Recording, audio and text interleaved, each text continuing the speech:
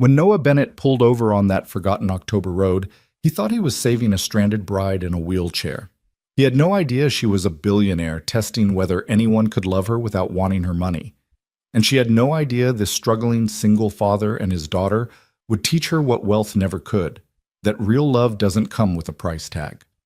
This is the story of a lie that broke two hearts and the truth that healed them both.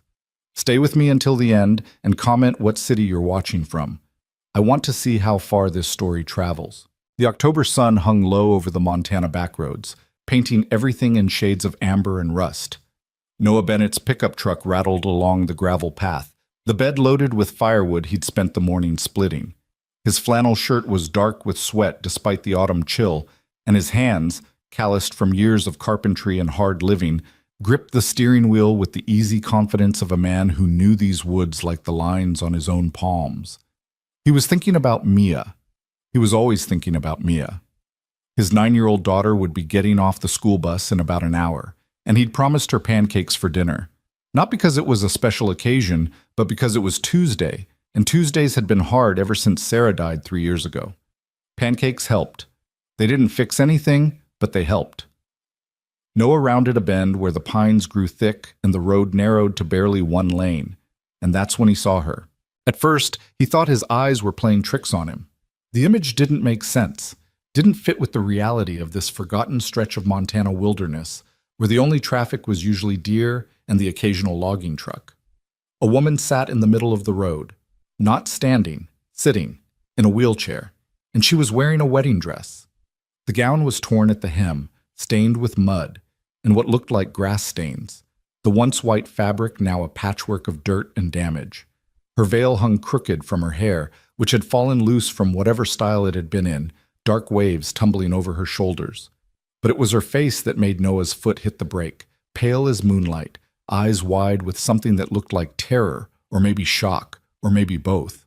The truck skidded slightly on the gravel before coming to a complete stop about 20 feet from where she sat. For a moment, neither of them moved. Noah's mind raced through possibilities, each more unlikely than the last. A prank? Some kind of photo shoot gone wrong? A movie production that hadn't bothered to get permits? But there were no cameras, no crew, no other vehicles. Just this woman, alone, in the middle of nowhere, looking like she'd crawled out of someone's worst nightmare about wedding days gone wrong. He put the truck in park and climbed out slowly, hands visible, the way you'd approach a frightened animal. "Ma'am?" His voice carried across the 20 feet between them, rough from the wood smoke that had been his constant companion all morning. "Are you hurt?" She looked up at him, and he saw her properly for the first time. She was young, maybe late 20s, early 30s, with features that would have been striking if they weren't currently arranged in an expression of absolute devastation. Her eyes were hazel, he noticed, green and gold and brown all at once, and they were filled with tears that she seemed to be fighting desperately not to shed. Her voice cracked. She tried again. "I can't. My phone is dead. My chair. Something's wrong with the wheel. It won't." She gestured helplessly at the wheelchair, and Noah saw that one of the front wheels was bent at an unnatural angle, the kind of damage that suggested a hard fall or a collision with something solid. He moved closer, his boots crunching on the gravel. "What happened? Where's your—" He almost said husband, but caught himself. The presence of a wedding dress didn't guarantee a wedding had actually happened. "Where's your people?" Something flickered across her face. Pain, anger, shame. He couldn't tell which. "Gone," she said simply. "They're all gone."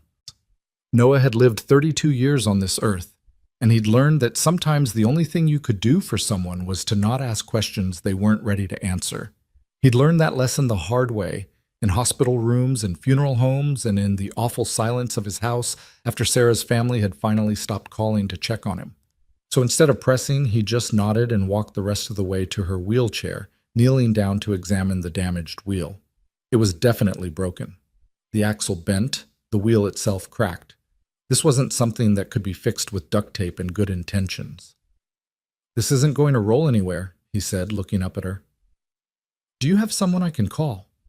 Someone who can come get you?" "My phone is dead," she repeated, and this time her voice was barely a whisper. There's no one. Not anymore." The The way she said it made Noah's chest tighten. He recognized that particular flavor of alone.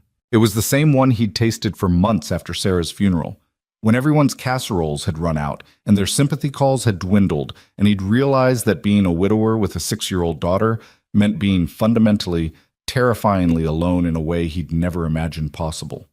He made a decision. "Okay," he said, standing up and brushing gravel dust from his jeans. "My name's Noah Bennett. I live about 3 miles from here. I can take you there, let you charge your phone, call whoever you need to call, figure out what to do next." She stared at him like he'd just offered her the moon. You don't know me."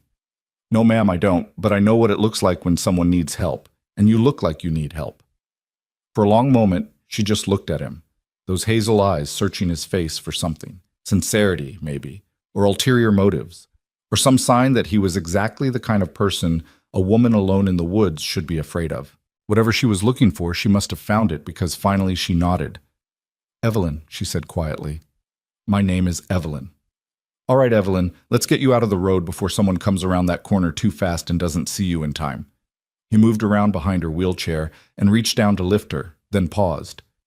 "Is it okay if can I carry you? I don't want to hurt you, or I can't walk," she said quickly, almost too quickly. "So yes, you'll have to carry me." Noah had carried plenty of things in his life: lumber, furniture he was building, his daughter when she fell asleep watching movies on the couch. But there was something different about lifting another adult human being, something intimate and awkward and strangely vulnerable for both of them. Evelyn weighed almost nothing. That was his first thought as he slid one arm under her knees and the other behind her back, lifting her clear of the wheelchair. She was small, delicate, and despite the ruined wedding dress and the dirt smudged on her face, there was something refined about her, something that spoke of a life very different from his own. She stiffened when he lifted her, her arms coming up instinctively to wrap around his neck. He could feel her trembling, though whether from cold or fear or something else entirely, he couldn't say. "I've got you," he said, which seemed like an absurd thing to say to a complete stranger he was literally carrying away from the side of a road, but it was all he could think of. "Truck's right here." He carried her to the passenger side and managed to get the door open one-handed, settling her as gently as he could onto the bench seat. The wedding dress pooled around her like sea foam, layers of silk and tulle that probably cost more than his truck was worth.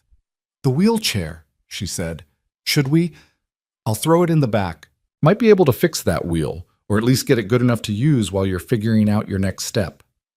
He went back for the wheelchair, folding it with practiced efficiency. Sarah had a sister who used one after a car accident, and he'd gotten familiar with the mechanics during family gatherings, and hefted it into the truck bed alongside the firewood. When he climbed into the driver's seat, Evelyn was sitting very still, her hands folded in her lap, staring straight ahead through the windshield like she was trying to memorize the pattern of pine trees against the sky. Noah started the engine and eased the truck back onto the road, heading toward home. The cab was silent except for the rumble of the engine and the crunch of gravel under tires. He wanted to say something, to fill the awkward space between them, but he'd never been good at small talk. Sarah had been the talker in their marriage, the one who could strike up a conversation with anyone. Noah was better with his hands than his words. After about a mile, Evelyn spoke, her voice so quiet he almost didn't hear her over the engine. "Thank you." He glanced at her, then back at the road. "Nothing to thank me for. Anyone would have stopped." "No," she said, and there was something hard in her voice now, something bitter. "They wouldn't have."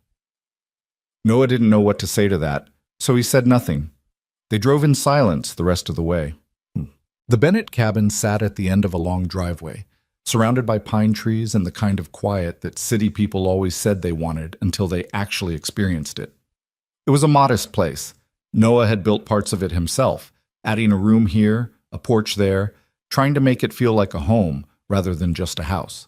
The property had been in Sarah's family for generations, and when she died, it became his and Mia's, the only constant in a world that had shifted beneath their feet.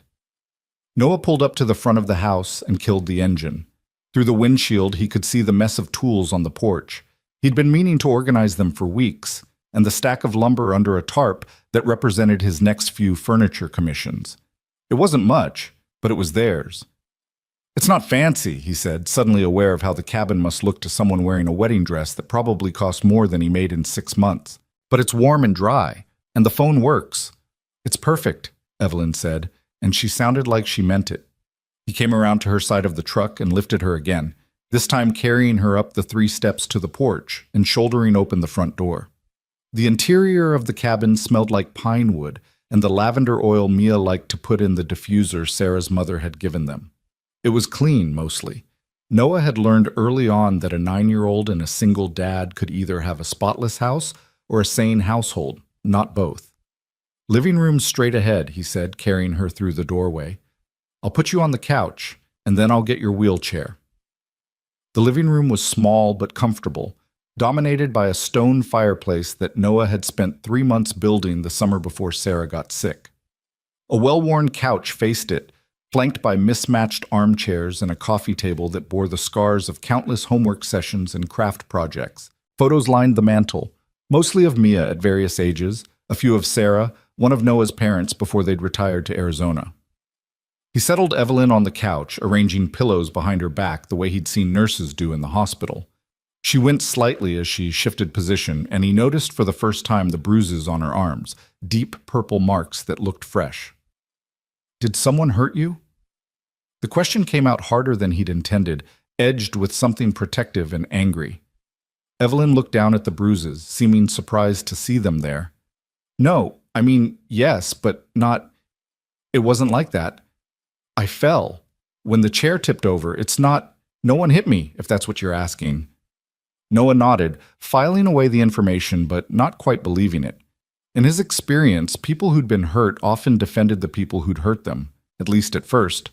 But pushing wouldn't help, so he let it go. I'll get the wheelchair and your phone charger, he said, and I'll make some coffee, or tea, if you prefer. Coffee would be amazing, she said, and for the first time since he'd found her, she smiled. It was a small smile, tentative, but it transformed her face from tragic to something softer, more human. Noah brought in the wheelchair and set it up near the couch, then dug through a drawer in the kitchen until he found a phone charger that looked like it would fit whatever model she had. He plugged it into an outlet near the couch and handed her the cable. Thank you, she said again, taking the charger with hands that were still trembling slightly. Her phone, he caught a glimpse of it as she pulled it from somewhere in the folds of her dress, looked expensive, the kind of sleek device that probably cost more than his monthly mortgage payment. While the coffee brewed, Noah stood in the kitchen and tried to make sense of what was happening. He'd found a woman in a wedding dress on a back road, brought her home, and now she was sitting on his couch like a ghost from someone else's life. It felt surreal, disconnected from the reality of his everyday existence of carpentry work and school pickup, and trying to raise a daughter who still cried sometimes at night for a mother who would never come back. The coffee maker beeped. He poured 2 cups, black for him, and he brought sugar and cream for her on a tray his mother-in-law had given them as a wedding present. The domesticity of it struck him as absurd. Here he was, serving coffee to a stranger in a torn wedding gown, as if this were somehow a normal Tuesday afternoon. When he returned to the living room, Evelyn had her phone on, staring at the screen with an expression he couldn't quite read. Not quite relief, not quite fear. Something in between. Messages, he asked, setting the tray on the coffee table. 17 missed calls, 32 texts. Voicemails I haven't listened to yet. She locked the phone and set it down like it was something dangerous. I'm not ready to deal with any of that yet. Noah handed her a cup of coffee and settled into one of the armchairs, maintaining a respectful distance. Do you want to talk about what happened? She wrapped both hands around the mug, staring into it like it might contain answers. I don't know if I can. Not because it's too painful, but because saying it out loud will make it real. And I'm not sure I'm ready for it to be real yet. That's all right. You don't owe me explanations. You pulled over for a stranger and brought her into your home, Evelyn said, looking up at him. I think I owe you at least some explanation. Only if you want to give it. She took a sip of coffee, black, he noticed, ignoring the sugar and cream, and seemed to be gathering herself, preparing to tell a story she didn't want to tell. I was supposed to get married today, she said finally. Obviously. She gestured at the dress with a bitter little laugh. To a man named Marcus Rothschild, We'd been together for 2 years. He was charming, successful, said all the right things. Everyone approved, my family, my friends, my business associates. He was perfect on paper. Noah waited, sensing there was more. And then yesterday I told him I'd lost everything. My inheritance, my trust fund, my assets, all gone because of bad investments and worse decisions. It was a lie, but I wanted to know. I needed to know if he loved me, or if he loved what I could give him. She laughed again, sharp and hurt. Turns out it was definitely the latter. He left you? Worse. He laughed. He actually laughed, like it was the funniest thing he'd ever heard. And then he said, her voice cracked, and she had to stop, swallow, try again. He said I must think he was an idiot to marry someone with nothing to offer, that I was damaged goods now, and he wasn't running a charity. Noah felt anger rise in his chest, hot and sudden. He'd never met Marcus Rothschild, would probably never meet him, but in that moment he hated him with the kind of pure, uncomplicated hatred he usually reserved for people who hurt children or animals. So this morning I got in my wheelchair. I've been using one since a car accident 2 years ago, though I've been regaining some function, and I drove away from the venue. Just drove. I didn't have a plan. I just needed to be anywhere but there. She looked around the cabin, at the photos on the mantel, the worn furniture, the life Noah had built from the ruins of his own grief. And then the chair broke, and you found me, and here we are. Here we are, Noah echoed. They sat in silence for a moment, the weight of her story settling between them. Outside, Noah could hear the wind picking up, rustling through the pines. It would rain soon. He could smell it in the air, that particular combination of ozone and earth that always preceded a Montana storm. My daughter will be home in about 20 minutes, Noah said, glancing at the clock on the wall. Mia, she's 9. Smart as hell, talks a mile a minute, and she's going to have about 1,000 questions when she sees you. Evelyn's eyes widened slightly. I should go. I should call someone, get out of your hair before... Where are you going to go? Noah asked gently. You just said you drove away from your wedding. Do you have somewhere to stay? Someone who isn't going to make you explain everything right now? She looked down at her coffee, and he could see her considering, weighing options that probably all felt equally terrible. No, she admitted finally. Not really. Then stay, Noah said, surprising himself with the offer. At least for tonight. There's a guest room. It's small, but it's clean. We'll figure out the rest tomorrow. You don't know me, Evelyn said, echoing what she'd said on the road. I could be anyone. I could be dangerous. Noah smiled at that, a real smile that crinkled the corners of his eyes. Lady, you were stranded in a wheelchair in a wedding dress in the middle of nowhere. If you're dangerous, you're doing a really bad job of showing it. Despite everything, Evelyn laughed. A real laugh this time, not bitter or broken, just genuinely amused. Fair point. Besides, Noah said, standing up to refill his coffee, I'm a pretty good judge of character. Comes from years of working with clients who try to describe what they want for custom furniture when they don't actually know what they want. You learn to read people. And what do you read from me? He considered the question seriously, studying her. The expensive dress that was now ruined, the carefully maintained posture despite obvious exhaustion, the way she held herself like someone who was used to being in control but had suddenly lost all of it. I think you're someone who's been hurt badly by someone you trusted, he said slowly. I think you're tougher than you look right now, and I think you're probably not used to accepting help from strangers, which makes it hard for you to be sitting here letting me help you. Evelyn stared at him, something shifting in her expression. That's remarkably accurate. Like I said, good judge of character. The sound of a school bus rumbling down the road made them both look toward the door. Noah set down his coffee and stood. That'll be Mia. Fair warning, she's going to be very excited about this. She doesn't see new people very often out here. Should I? Is there a story I should tell her? About who I am? Noah paused, considering. How about we just stick with the truth, or as much of it as you're comfortable sharing? I don't like lying to my daughter unless it's about Santa Claus or the Tooth Fairy. Evelyn nodded, but he could see tension in her shoulders, the way she was bracing herself for whatever came next.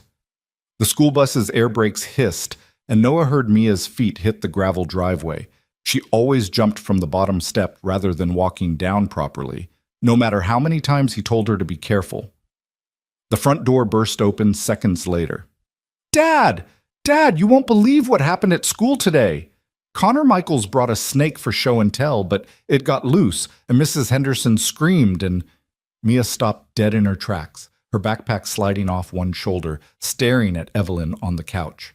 For a moment, no one spoke. Mia was small for 9, with her mother's dark curls and Noah's gray eyes and a smattering of freckles across her nose.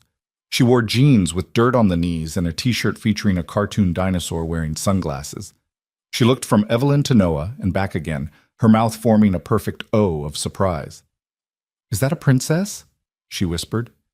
Noah bit back a laugh. "Mia, this is Evelyn. She had some trouble on the road, so she's going to stay with us for a little while. Evelyn, this is my daughter, Mia." Mia approached slowly, the way she approached the deer that sometimes came into their yard, carefully, like any sudden movement might make them bolt. "Are you okay?" she asked Evelyn, her voice full of a child's uncomplicated concern. "Your dress is all torn." "I'm okay now," Evelyn said, and Noah heard her voice soften, becoming gentler. "Your dad found me and helped me. He's very kind." "He's the best dad in the whole world," Mia said matter-of-factly, dropping her backpack on the floor. "Are you really a princess? You look like a princess. Or maybe a queen." "Are you a queen?" "Mia," Noah said, a gentle warning in his voice. But Evelyn was smiling, a real smile this time, not the careful, guarded one she'd given Noah. "No, not a princess or a queen. Just a person who had a very bad day who your dad was nice enough to help." "Why are you in a wheelchair? Did you hurt your legs?" "Mia," Noah said again, more firmly this time.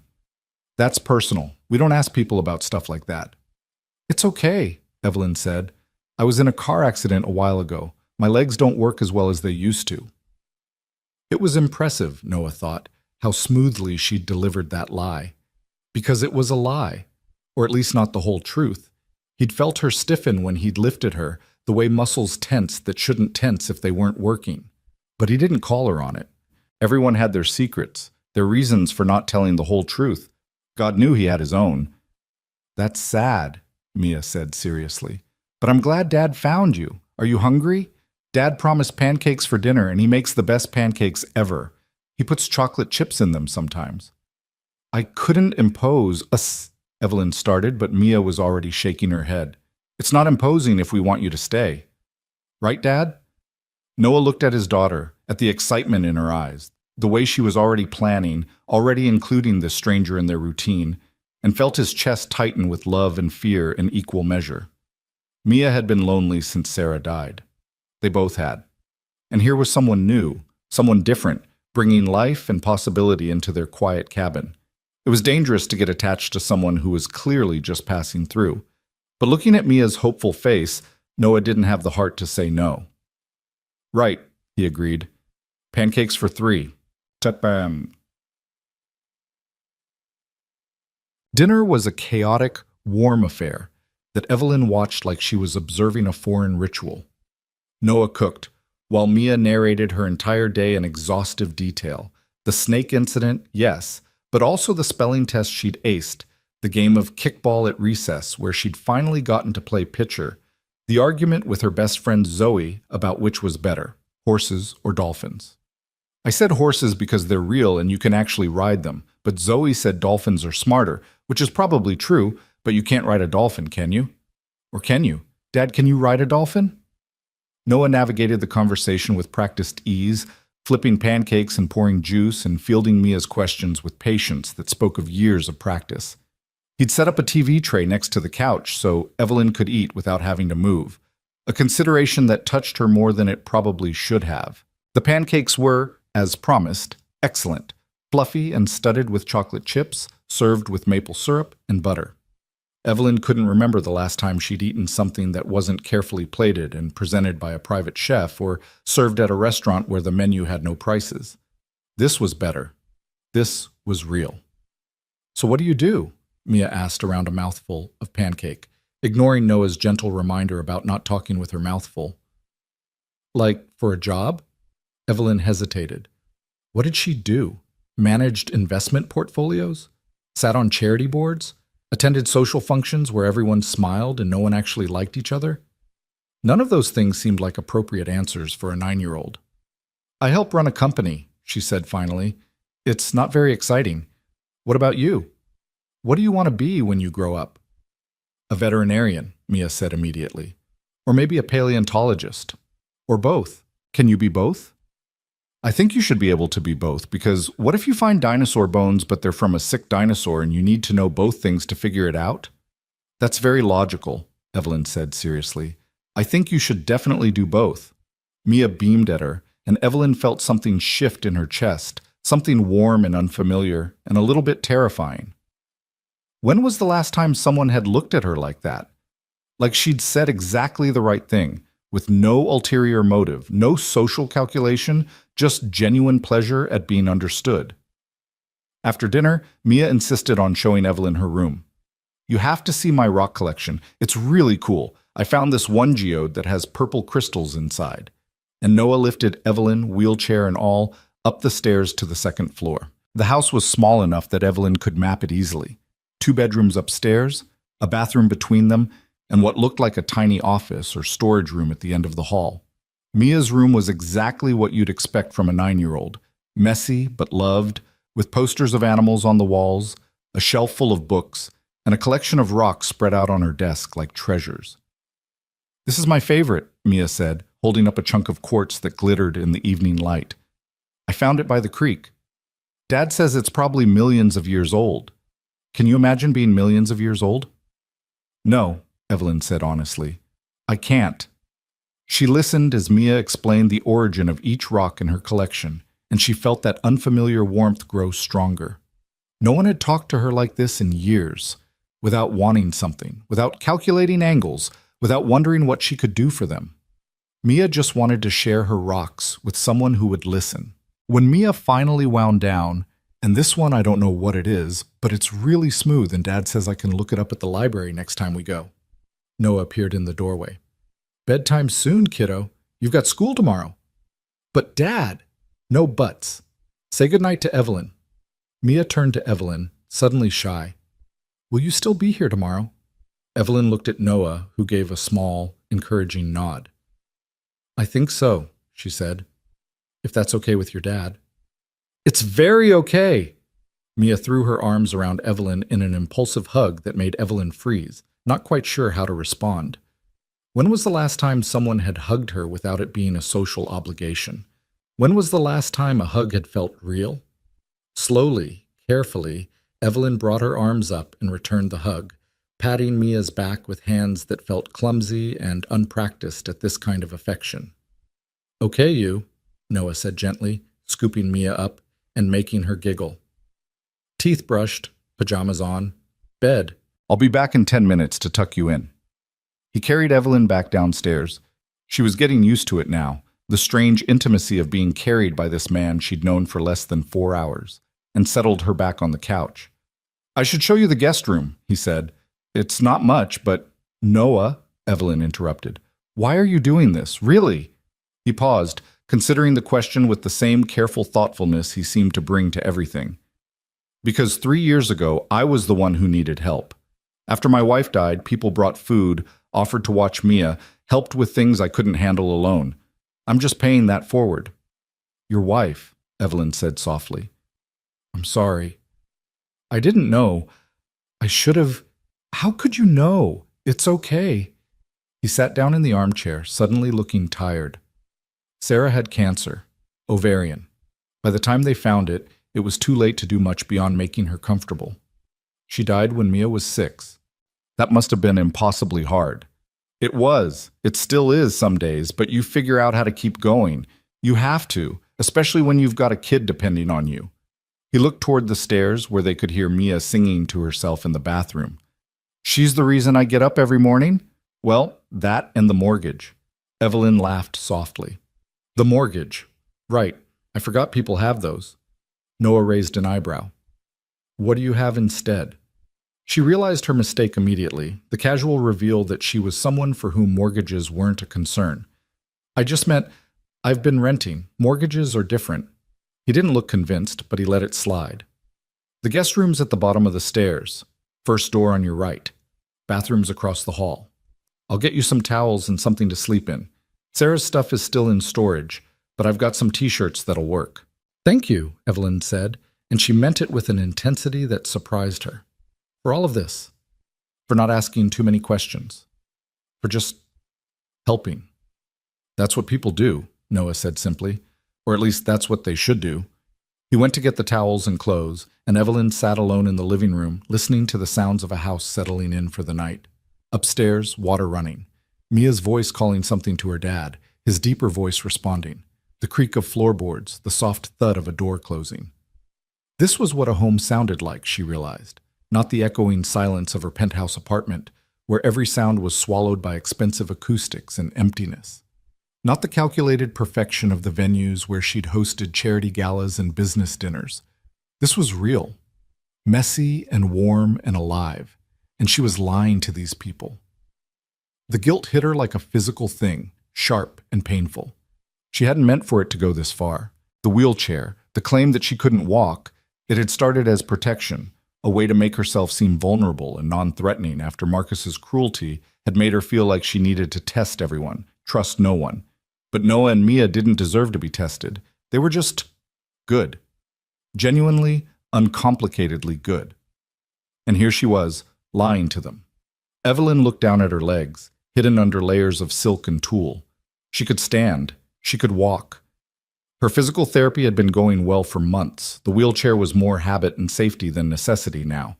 But admitting that meant admitting everything else. Who she really was, why she'd really been on that road. The lies she'd told to test Marcus that had spiraled into this larger deception. She should leave. First thing tomorrow morning, she should call her assistant, have a car sent, disappear back into her real life, and let these kind strangers forget she'd ever existed. But when Noah came back with an armful of towels and one of his flannel shirts, smelling of laundry detergent and wood smoke, Evelyn found herself saying, "Thank you for letting me stay another night." "You're welcome to stay as long as you need," he said. "No pressure, no expectations. Just whatever you need to figure things out." He helped her to the guest room, a small space with a twin bed, a nightstand, and a window that looked out over the pine trees. The walls were bare except for one photo of Sarah, younger and laughing, holding a toddler Mia in her arms. "I can take that down if it's weird," Noah said, noticing where Evelyn was looking. "No," Evelyn said. "Leave it. She looks happy." She was. Even at the end, even when it hurt, she was happy. She had this way of finding joy in things, stupid things, like the way light came through the kitchen window in the morning, or Mia's terrible knock-knock jokes. She made everything better just by being in it. There was so much love in his voice, so much grief worn smooth by time but still present. Evelyn felt like an intruder in this moment, in this house full of memories of a woman who had been genuinely, selflessly loved. "You must miss her terribly," she said softly. "Every day. But I'm also grateful I got to have her at all, you know? Some people never find that kind of love. I found it and lost it, and that's still better than never having it at all." He helped her into the bed, arranging pillows with the same care he'd shown all evening, and left the wheelchair within reach. "Bathroom's across the hall. If you need anything at all, my room's the one at the top of the stairs. Don't hesitate to wake me up." "Thank you," Evelyn said again, feeling like the words were inadequate for everything he'd done, everything he was offering. Noah paused at the door, one hand on the frame. "For what it's worth, whoever that guy was who laughed at you, who left you when he thought you had nothing, he's an idiot. You deserve better than that." And then he was gone, closing the door softly behind him, leaving Evelyn alone with her thoughts and her guilt, and the photo of a woman who had been loved the way everyone should be loved, completely, truly, without conditions or calculations. Evelyn lay in the darkness, listening to the house settle around her.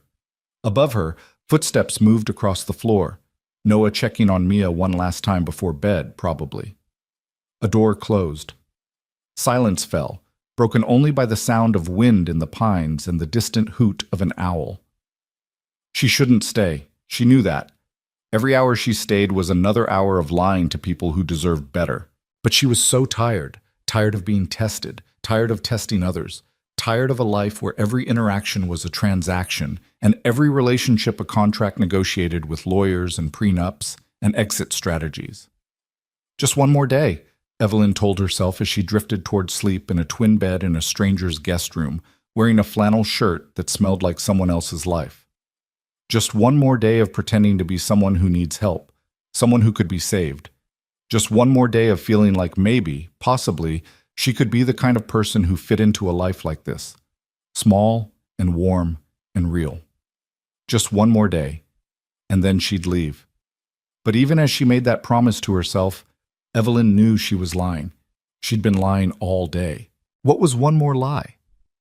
Outside, the wind picked up, rattling the window frame, and the first drops of rain began to fall on the roof of the Bennett cabin, where a billionaire heiress slept in a borrowed shirt and a widowed carpenter checked the locks one final time, and a 9-year-old girl dreamed of dinosaurs and dolphins and the princess in the torn dress who might still be there in the morning. None of them knew yet how this story would end. None of them knew what they were beginning. They only knew that for one night, at least, none of them had to be alone. And sometimes that was enough. Morning came too early, announced by pale sunlight filtering through unfamiliar curtains and the distant sound of someone moving around in the kitchen. Evelyn woke disoriented, her hand instinctively reaching for the silk sheets of her penthouse bedroom before her fingers found rough cotton instead. Memory returned in fragments. The road, the wheelchair, Noah's weathered hands lifting her like she weighed nothing, Mia's excited chatter about rocks and dinosaurs. She lay still for a moment, staring at the ceiling and listening to the sounds of the house waking up, a coffee maker gurgling, footsteps on creaky floorboards, the low rumble of Noah's voice followed by Mia's higher animated response. This was someone else's life, someone else's morning routine, and she was an intruder in it. Evelyn sat up slowly, her legs, her perfectly functional legs, hidden beneath the blanket.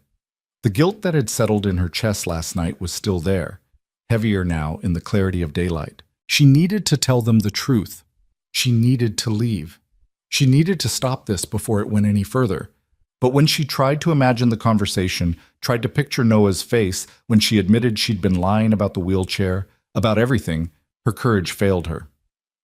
Just one more day, she thought again. Just long enough to figure out what to say, how to explain without making it worse. A soft knock on the door made her jump. "Evelyn?" Noah's voice, careful and quiet. "You awake? I've got coffee if you want some." "I'm awake," she called back. "Coffee sounds perfect."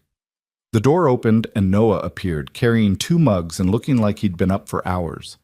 His hair was damp from a shower and he wore clean jeans and a Henley shirt with the sleeves pushed up to his elbows. There was sawdust on his boots. "Mia's getting ready for school," he said, setting one of the mugs on the nightstand. "I made oatmeal, if you're hungry. Or there's eggs, or both. I'm not great at cooking, but I can handle breakfast basics." "Oatmeal is fine, thank you." Evelyn took the coffee, wrapping her hands around the warmth of the ceramic.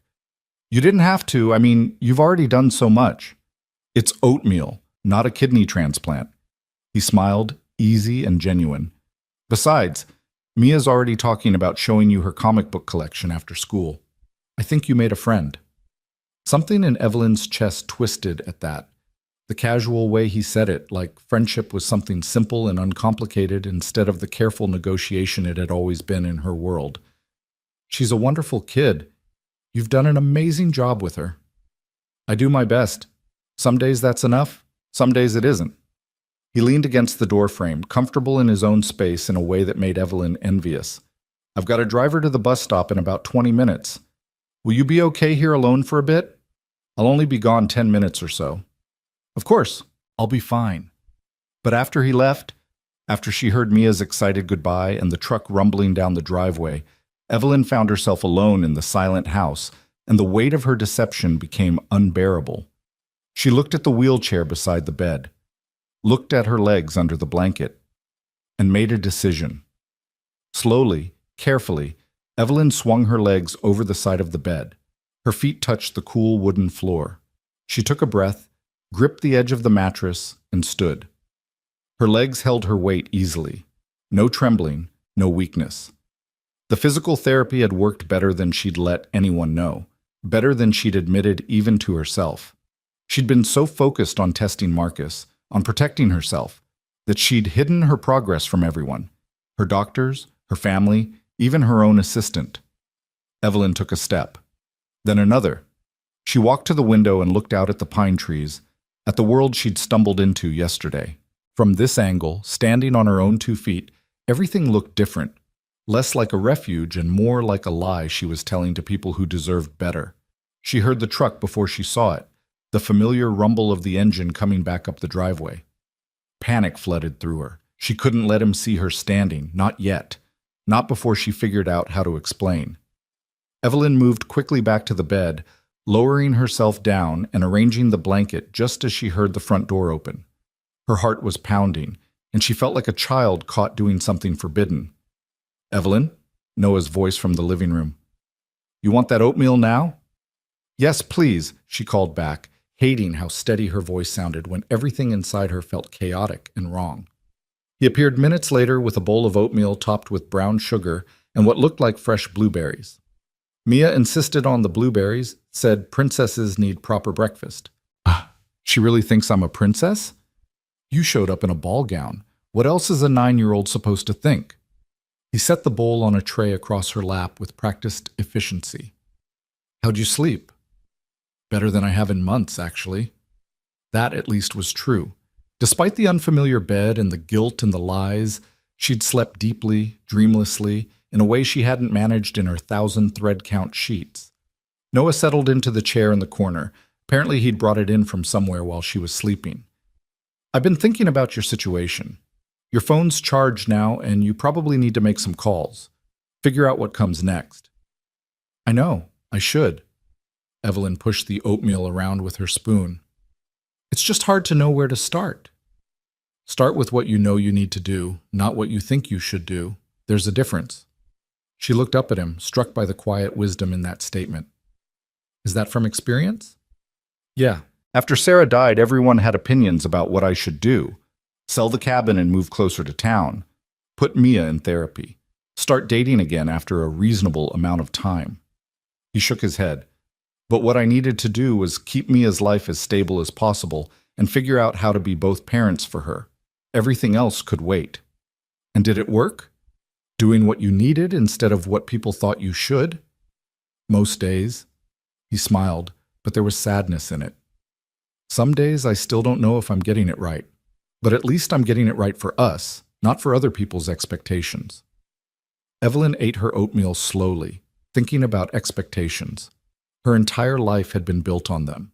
Her father's expectations that she'd take over the family business, society's expectations about how a woman of her wealth should behave, Marcus's expectations that she'd be decorative and useful and wealthy enough to make him look good. When had she last done something just because she needed to, without weighing it against what everyone else would think? Noah, she said carefully, what if what you need to do is something people won't understand? Something that might hurt people you care about? He was quiet for a long moment, watching her with those steady gray eyes that seemed to see more than she wanted to show. Then you do it anyway, but you try to hurt them as little as possible, and you tell the truth, even when it's hard, especially when it's hard. The truth. Right. The thing she'd been avoiding since he'd found her on that road. I need to tell you something, Evelyn started, but the words stuck in her throat. How did you confess to someone who'd shown you nothing but kindness that you'd been lying to them from the beginning? Before she could force the words out, Noah's phone buzzed. He glanced at it and grimaced. I'm sorry, I have to take this. It's a client. I'm building them a dining table and they keep changing their mind about the wood stain. He stood, already moving toward the door. We can talk more when I'm done. Of course. And just like that, her moment of courage passed. Evelyn finished her oatmeal alone, listening to Noah's patient voice from the other room explaining the difference between walnut and cherry finishes to someone who clearly had no idea what they actually wanted. The morning stretched into afternoon. Noah had work to do in his shop, the converted garage where he built furniture, and Evelyn found herself alone with her thoughts and her phone, which she'd been avoiding like it might explode. She finally forced herself to look at it. The texts were mostly from her assistant, Patricia, escalating from concerned to frantic. The voicemails were worse. Her father's angry demands to know where she was, business partners worried about missed meetings, and one message from Marcus that she deleted without listening to. She should call Patricia, should let someone know she was safe. But the moment she made contact with her old life, this interlude, this strange, unexpected pause, would be over. She'd have to go back to being Evelyn Grace, billionaire heiress, instead of just Evelyn, the woman Noah had helped. A text came through as she was staring at the screen. Patricia, if I don't hear from you in the next hour, I'm calling the police. I don't care if you're mad about the wedding. People are worried. Evelyn typed back quickly. I'm safe. Needed some time alone. Don't call police. We'll explain soon. The response was immediate. Thank God, your father is losing his mind. Where are you? Somewhere quiet. I'll call you tomorrow. She turned off the phone before Patricia could respond, feeling like a coward and not caring. Tomorrow she'd deal with everything. Tomorrow she'd tell Noah the truth and leave and go back to her real life. Today, she just wanted to pretend a little longer that she was someone else. The sound of power tools drifted in from the garage. A saw, maybe, or a sander. Evelyn wheeled herself to the living room window and looked out toward the converted garage where Noah worked. The door was open, and she could see him bent over a workbench, completely focused on whatever he was building. There was something beautiful about watching someone work at something they were good at, something they loved. His movements were confident, precise, the movements of a craftsman who knew his materials. The morning sun caught the sawdust in the air, making it glitter like gold. Evelyn watched, transfixed, as Noah ran his hand along a piece of wood, checking for smoothness, then picked up another tool and went back to work. He looked peaceful, content, like this was exactly where he was supposed to be. When was the last time she'd felt like that? Like she was doing exactly what she was supposed to be doing, exactly where she was supposed to be? She couldn't remember. Hours passed. Noah came in for lunch, sandwiches that he made quickly, efficiently, eating while standing at the counter because he was in the middle of something and didn't want to lose his momentum. Evelyn ate at the kitchen table, not because she couldn't move to the counter, but because maintaining the wheelchair fiction was becoming second nature, and that scared her more than anything. You're building something big, she observed, watching him wolf down his sandwich. Dining table for a family in town, 8-seater, oak with a live edge. They want it to look rustic but refined, which is harder than it sounds. He grinned. Refined is easy. Rustic is easy. Both at the same time means every cut matters. How long have you been doing this, building furniture? Professionally? About 5 years. Sarah and I used to refinish thrift store furniture as a hobby, and after she died, I needed something to do with my hands that wasn't punching walls. Turns out, I'm pretty good at it. He finished his sandwich and washed his hands. You want to see? The shop, I mean, if you're bored. Evelyn should have said no. Should have maintained distance, kept the boundaries clear. Instead, she said, I'd love to. Noah lifted her. She was getting too comfortable with this, with his arms around her, with the casual strength of him, and carried her out to the garage. It smelled like wood and varnish and sawdust, a smell that was becoming associated in her mind with safety and stability. The garage had been completely transformed into a workshop. Tools hung on pegboards with the kind of organization that spoke of a mind that needed order. Half-finished projects occupied various workbenches, a rocking chair missing its rockers, a bookshelf waiting for stain, and in the center of the space, the dining table Noah had mentioned. He set her down carefully, positioning the wheelchair so she could see the table properly. It's not finished yet, still needs sanding and stain and about 3 coats of polyurethane, but you can see the bones of it. Evelyn reached out and ran her fingers along the edge of the table. The wood was smooth but alive somehow, the grain telling a story of seasons and growth and time. It's beautiful. Oak is forgiving. It's strong but takes detail well. Noah moved to the other side of the table, pointing out joinery she wouldn't have noticed otherwise. See these joints? Mortise and tenon, no screws. They'll hold for generations if they're done right. You really love this, Evelyn said, watching his face as he talked about wood grain and joinery techniques with more passion than she'd heard anyone discuss anything in years. I do. It's honest work, you know? You put in the effort, you get results. You cut a corner, the piece falls apart. There's something satisfying about that kind of direct cause and effect. He looked up at her. What about you? Do you love what you do? Running a company, you said. Evelyn hesitated. The truth was complicated. She'd inherited a company she hadn't asked for, spent years learning to run it competently, and had never quite figured out if she loved it or just felt obligated to it. It's complicated. That's not a no, but it's not a yes either. No, it's not. She looked at the table, at the evidence of work done with care and attention. I think I'm good at what I do, but I'm not sure I love it. Maybe I never did. Maybe I just learned to be good at it because that's what was expected. Noah came around the table and leaned against the workbench beside her, arms crossed. That's a hard way to live, doing what you're supposed to instead of what you want, says the man who became both parents to his daughter because that's what he was supposed to do. That's different. I wanted to be there for Mia. The circumstances were awful, but the choice was easy. He was quiet for a moment. But yeah, I see your point. Sometimes what we're supposed to do and what we want to do line up, and sometimes they don't, and that's when life gets complicated. Very complicated, Evelyn agreed softly. They stayed in the shop for another hour.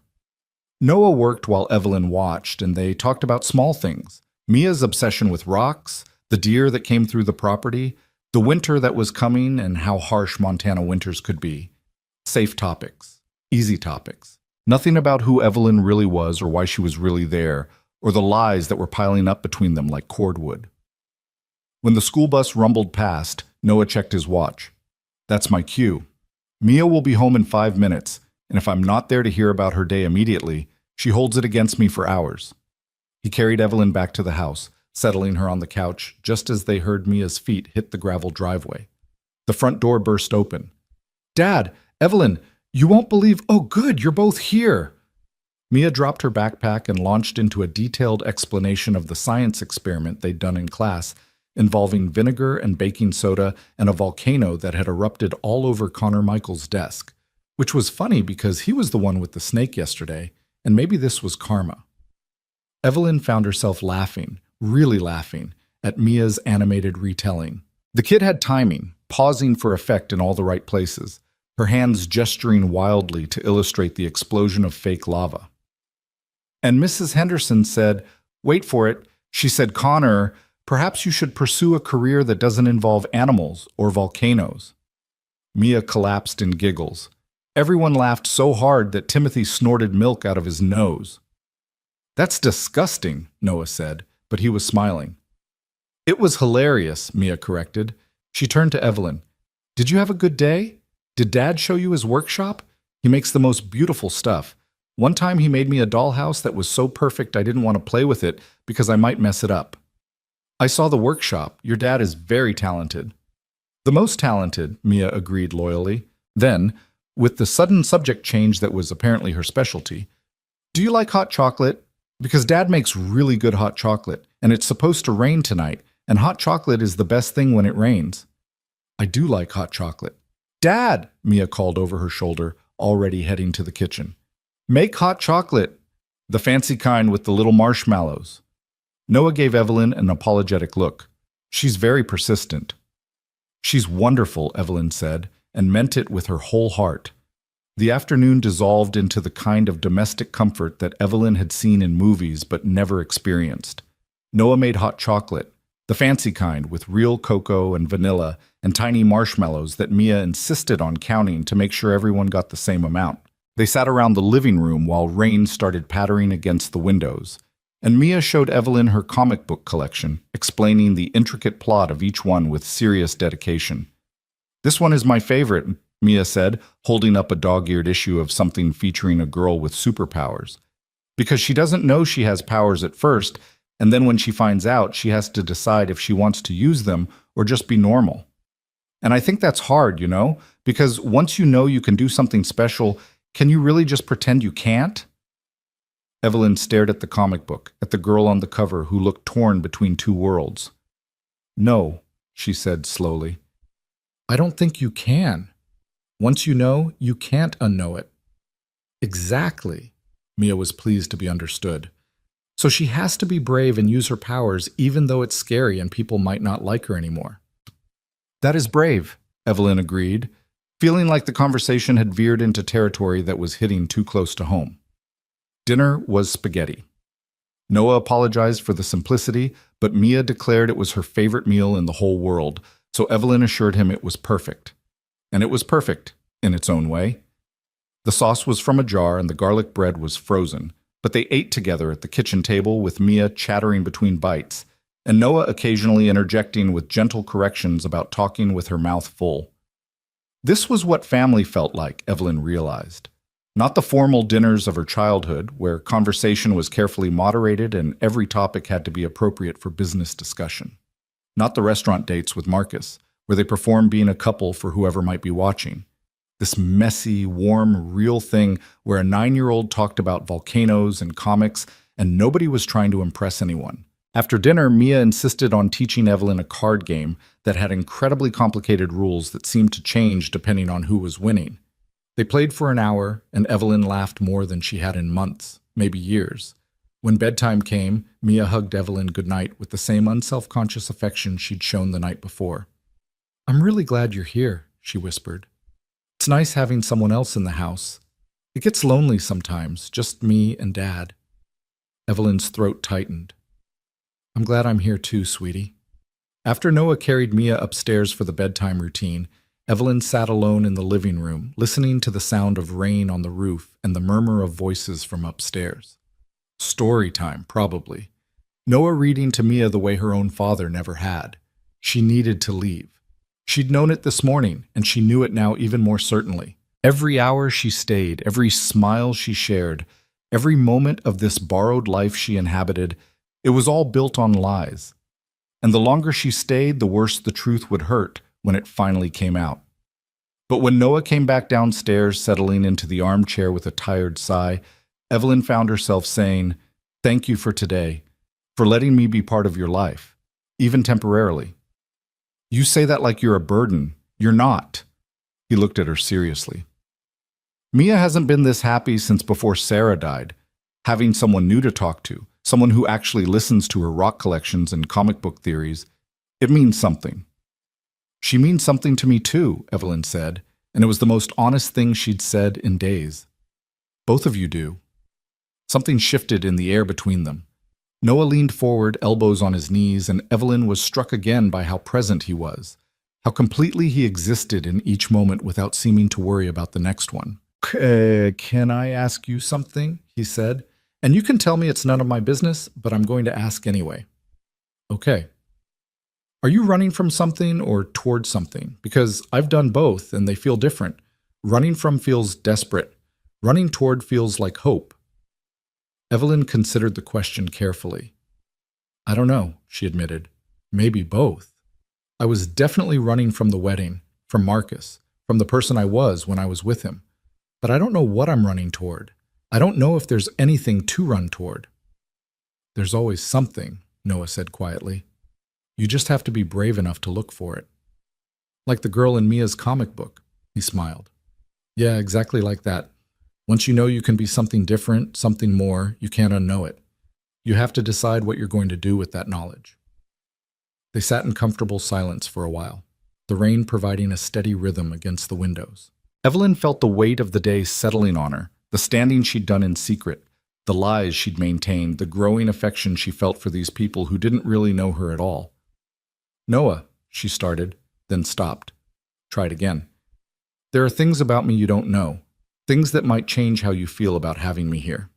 He didn't look surprised. "I figured. Nobody ends up in a wedding dress in the middle of nowhere without a complicated story behind it. It's more complicated than you think. Then tell me. Or don't. Either way, you're still welcome here." He stood, stretching. "I'm going to head to bed. Got an early morning tomorrow. But Evelyn, whatever you're worried about, whatever you think is going to make me throw you out, I promise it's not as bad as you think." He was wrong about that. But Evelyn didn't correct him. She just said goodnight and watched him climb the stairs, and then sat alone in the dark living room, listening to the rain and trying to figure out how to be brave enough to tell the truth. Later, in the guest room, Evelyn stood again. This time she walked to the window and looked out at the rain-soaked darkness, at the pine trees bending in the wind.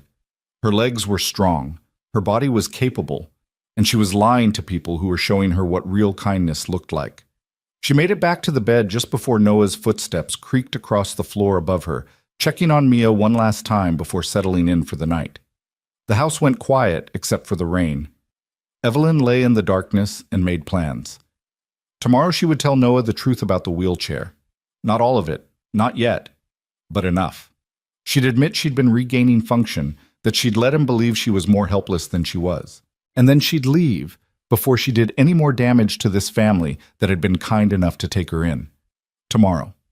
She'd be brave tomorrow. But when tomorrow came, it brought complications she hadn't anticipated, and her careful plans dissolved like morning mist. The next day started normally enough. Noah made breakfast while Mia got ready for school, and Evelyn ate oatmeal and tried to gather her courage for the conversation she needed to have. But before she could say anything, Noah's phone rang. "Mr. Bennett, this is Emma Rodriguez from Woodland Elementary.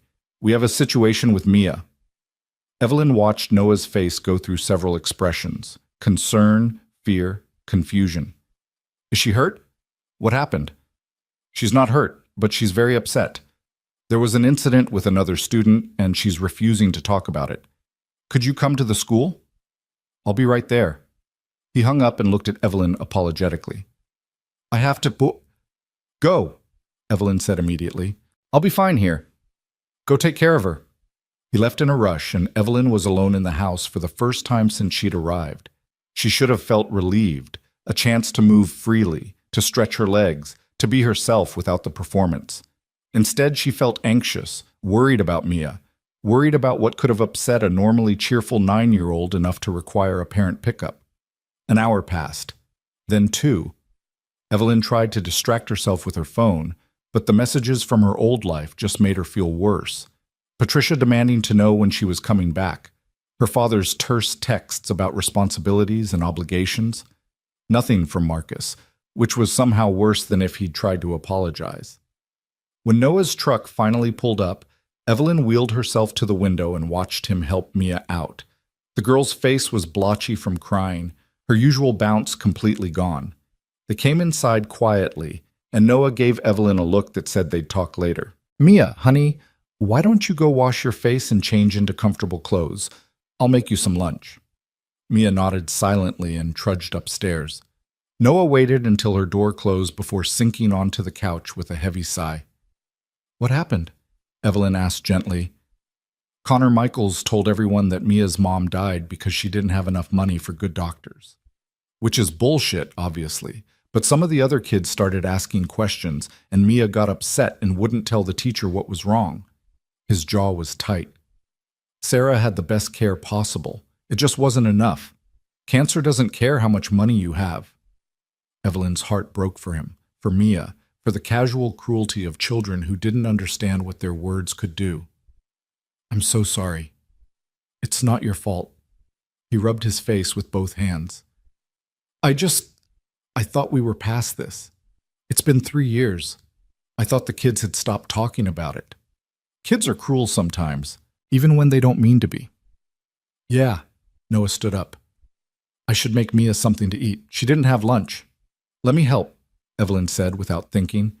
Noah looked at the wheelchair, then at her, clearly trying to figure out how she could help from a seated position. And Evelyn realized this was it, her moment to either confess or dig the lie deeper. She chose confession. "Noah, I need to tell you something." She took a deep breath. "I can walk." He stared at her. "What?" "I can walk. I've been in physical therapy and I've regained most of my function. The wheelchair it was supposed to be temporary for when I got tired, but I've been using it as a crutch. Emotionally, I mean. And I let you think I was more disabled than I am because I was scared, and I didn't know how to tell you the truth once I'd already let you believe it." The silence stretched between them, heavy and uncomfortable. Noah's expression was unreadable. "Show me," he said finally. Evelyn's hands shook as she gripped the arms of the wheelchair and stood. Her legs held her easily, steadily. She took a step, then another. Noah watched without speaking. I'm sorry, Evelyn said, her voice breaking. I'm so sorry. You've been carrying me everywhere, and I've been lying to you, and you've been nothing but kind, and I'm sorry. Noah ran a hand through his hair, looking away from her. When he finally spoke, his voice was carefully controlled. Why? Because I was testing people, she admitted. After Marcus left me when he thought I lost my money, I wanted to see if anyone would help me without knowing who I was or what I had. And then you stopped, and you were so kind, and I didn't know how to tell you without seeming like I was manipulating you, which I guess I was, and she was rambling now, words tumbling out. I was going to tell you yesterday. I tried to tell you yesterday.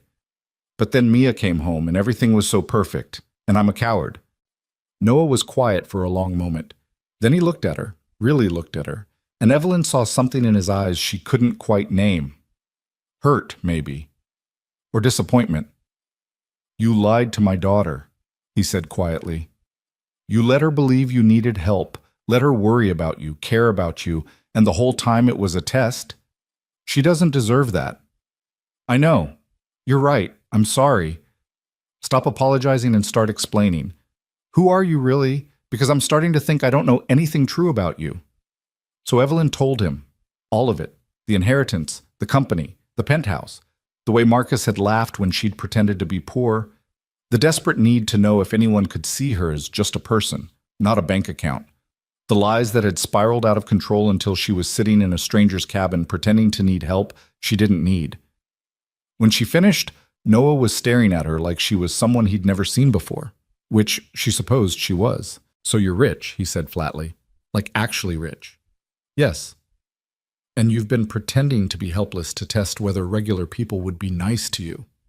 When you say it like that, it sounds terrible. It is terrible, Noah said, and there was anger in his voice now, real anger. Do you have any idea how condescending that is? How insulting? I carried you because I thought you needed help, not because I was auditioning for the role of Good Samaritan in some rich person's social experiment. That's not, I didn't mean, and Mia, he continued, his voice rising slightly, Mia talked about you like you were special, like you were her friend, and the whole time you were lying to her. She's 9 years old. She's lost enough without having someone she trusted turn out to be fake. Each word hit like a physical blow. Evelyn had known the truth would hurt, but hearing it laid out like this, seeing the betrayal in Noah's eyes, was worse than she'd imagined. I never meant to hurt her, Evelyn said, tears starting to fall. Or you. I know that doesn't make it better, but it's true. Everything else was a lie, but that's true. Noah looked away, his jaw working. I need to check on Mia. And I need you to figure out what you're doing next, because I don't think you can stay here. He climbed the stairs without looking back, and Evelyn was left standing in the living room, actually standing, no wheelchair, no pretense, feeling more alone than she had on that road 2 days ago. She could hear Noah's voice upstairs, quiet and soothing, talking to Mia. Could hear Mia's responses too soft for her to make out the words. The sounds of a father comforting his daughter, a family unit that she'd intruded on with her lies and her tests and her desperate need to be seen as something other than her bank account. Evelyn wiped her eyes and made a decision. She would leave. Today. Right now. She'd call Patricia, arrange for a car, disappear back into her real life, and let these good people forget she'd ever existed. It was the right thing to do, the only thing to do after what she'd done to them. She was gathering her ruined wedding dress from the guest room when she heard footsteps on the stairs. Noah appeared in the doorway. Mia wants to talk to you, he said. His voice was neutral, giving nothing away. Noah, I don't think that's a good idea. I should just go. She wants to talk to you, he repeated. And right now what Mia wants matters more than what either of us wants. He turned and walked back upstairs, leaving Evelyn with no choice but to follow. She climbed the stairs slowly, her first time doing so under her own power, and found Mia sitting on her bed, surrounded by her rock collection, her face still red from crying. Hi, Evelyn said softly from the doorway. Dad told me, Mia said, not looking up from the quartz crystal she was turning over in her hands, that you can walk, that you were pretending. I'm so sorry, Mia. Why did you lie? Now Mia looked up, and the hurt in her eyes was devastating. Did you think we wouldn't like you if you could walk? Because that's stupid. I would have liked you anyway. Evelyn's throat closed up. Of course. Of course this 9-year-old had cut right to the heart of it, seeing the insecurity that Evelyn had dressed up as a test. I was scared, Evelyn admitted, moving into the room and sitting on the edge of Mia's bed. Someone I loved hurt me really badly, and I got scared that nobody would like me for who I really was. So I pretended to be someone different. But lying is wrong, Mia said with the absolute moral certainty of childhood. Mrs. Henderson says lying is always wrong. Mrs. Henderson is right. Lying is wrong. And I'm sorry I did it. Mia was quiet for a moment, studying the crystal. Connor lied about my mom today. He said she died because we were poor, which isn't true. Dad says sometimes people lie because they're ignorant, and sometimes they lie because they're scared. Which one are you? Scared, Evelyn said. Definitely scared. Of what? Of not being enough. Of people only caring about me for what I have instead of who I am.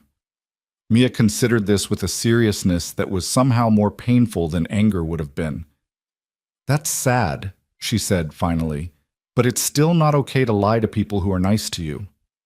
You're absolutely right. Are you going to leave now? The question hung in the air.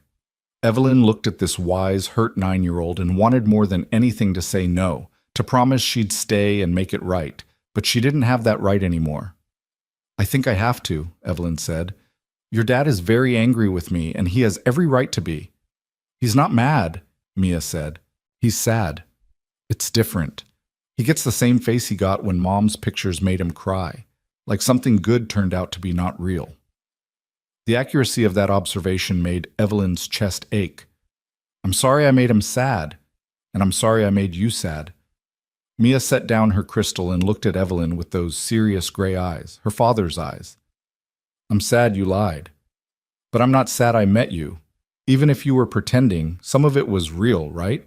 You really liked my rocks, and you really thought my comics were cool? All of that was real, Evelyn promised. The only thing that wasn't real was the wheelchair. Everything else, how much I liked spending time with you, how much I admired your dad, how much this place felt like home. All of that was completely real. Mia nodded slowly, processing this. Then she did something unexpected. She hugged Evelyn. I hope you stop being scared, she whispered, because you're really nice when you're not pretending. Evelyn hugged her back, tears falling freely now. Thank you, Mia. You're one of the bravest people I've ever met. When Mia finally let go, she picked up her favorite geode, the one with purple crystals inside. You should take this, she said, holding it out. Oh, honey, I can't take your favorite rock. It's a gift. Mrs. Henderson says gifts mean you care about someone even when you're mad at them. Mia pressed the geode into Evelyn's hands. So you remember that some things are beautiful on the inside even when they don't look perfect on the outside. The metaphor wasn't subtle, but it broke Evelyn's heart anyway. She closed her fingers around the geode, feeling its weight, its solidity. I'll treasure it, she promised. Noah was waiting at the bottom of the stairs. He'd heard everything. The house was small enough that privacy was relative. His expression was softer now, but still guarded. She's a remarkable kid, Evelyn said. She is. Noah's voice was tired. Look, about what I said earlier. You were right, about everything. I was angry. I'm still angry, honestly. But Mia's right too. Some of it was real, wasn't it? Evelyn met his eyes, willing him to see the truth in hers. All of it was real. The way I felt here, with you and Mia. That was the most real thing I've experienced in years. The wheelchair was a lie, but everything else was true. That's going to have to be enough then, Noah said, because I don't know how to trust you right now, and I need to protect my daughter. I understand. I'll call my assistant and arrange for a car. I'll be out of your way within the hour. She expected relief on his face. Instead, she saw something that looked like regret. But he didn't tell her to stay, and she didn't ask if she could. Evelyn made the call to Patricia, who was simultaneously relieved, furious, and already making arrangements. A car will be there in 2 hours, Patricia said crisply, and we need to talk about everything. I know. She packed quickly. There wasn't much to pack. The wedding dress, carefully folded despite its ruined state. Noah's flannel shirt, which she started to take before realizing that would be weird and leaving it folded on the bed instead. The geode from Mia, wrapped carefully in tissue. Noah made them all lunch, sandwiches again, because apparently that was his default. They ate in uncomfortable silence, all the easy warmth of the previous days gone. Mia picked at her food, shooting looks between her father and Evelyn like she was trying to figure out how to fix things. "I don't want you to go," Mia said finally, her voice small. "I know, sweetie. But sometimes the grown-up thing to do is to leave when you've made a mess of things. Can you come back after Dad stops being sad mad?" Evelyn looked at Noah, who was suddenly very interested in his sandwich. "I don't know," she said honestly. "That's up to your dad." The car arrived exactly when Patricia said it would, a sleek black SUV that looked absurdly out of place on the dirt road. The driver was professional and discreet, loading Evelyn's minimal belongings without comment. Mia hugged her goodbye, squeezing tight. "Remember what the geode means," she whispered. "I will." Noah walked her to the car, his hands in his pockets.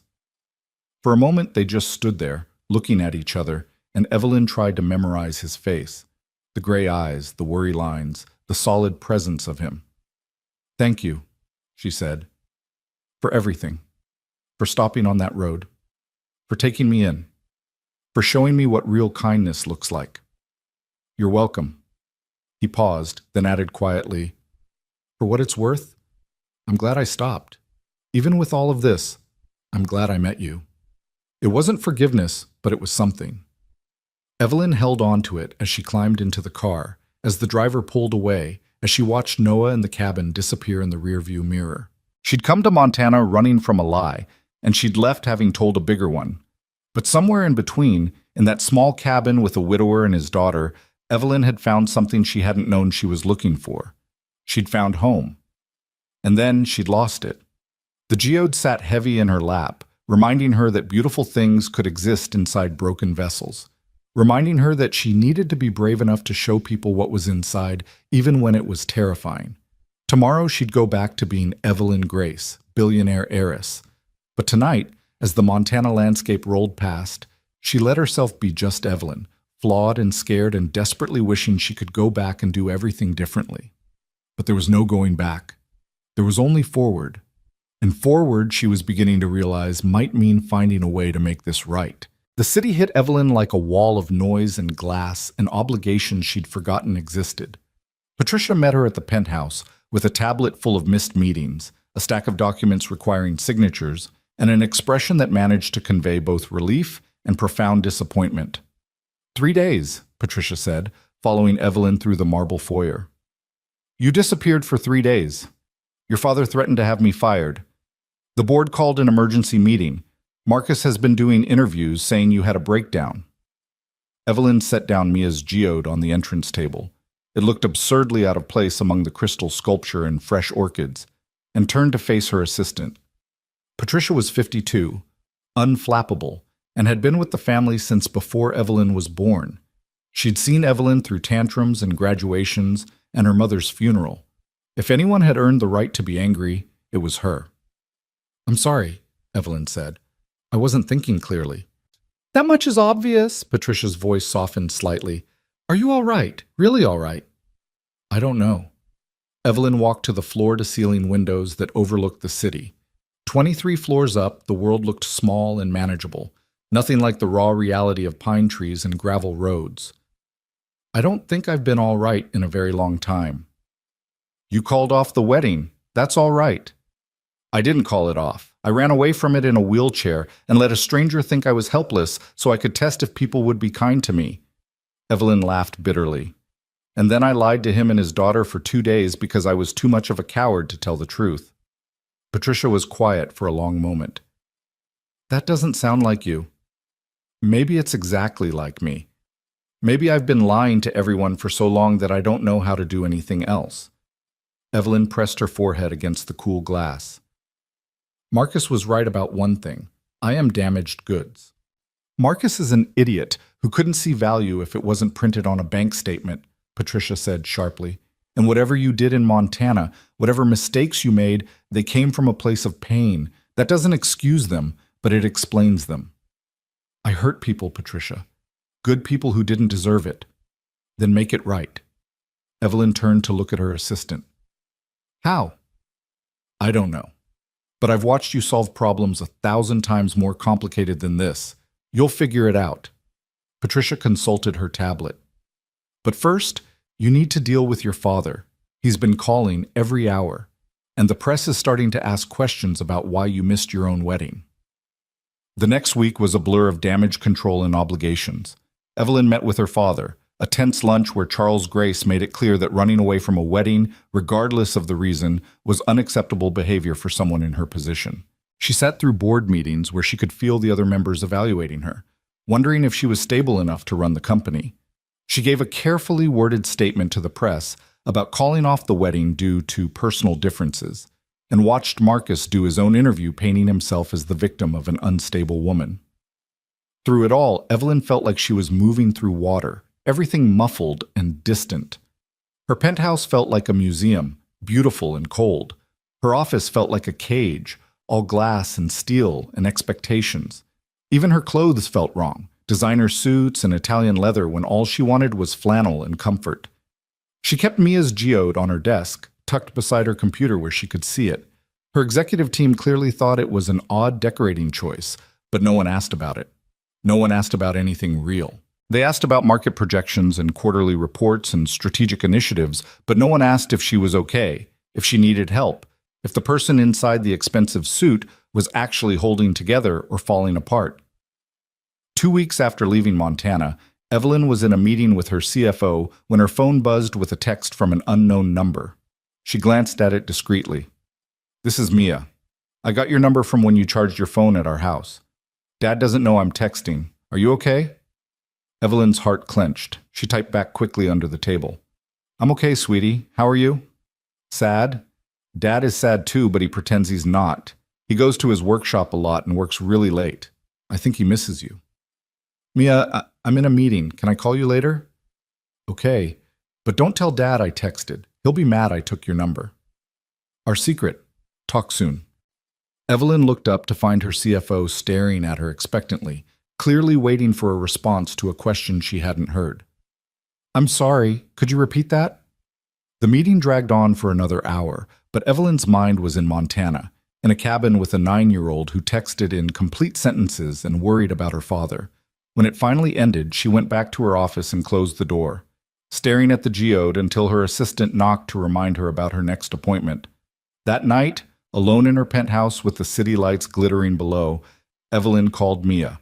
A child answered on the third ring, her voice excited but trying to whisper. "Evelyn?" "Hi, Mia. Is this a good time? Where's your dad?" "In the shower. I have maybe 10 minutes. There was a rustling sound like Mia was moving to a different room. "I'm in my closet now. He won't hear." "You shouldn't have to hide to talk to me." "I know, but Dad gets a weird face when anyone mentions you. Not mad, just sad, like he doesn't want to talk about it." Mia paused. "Do you miss us?"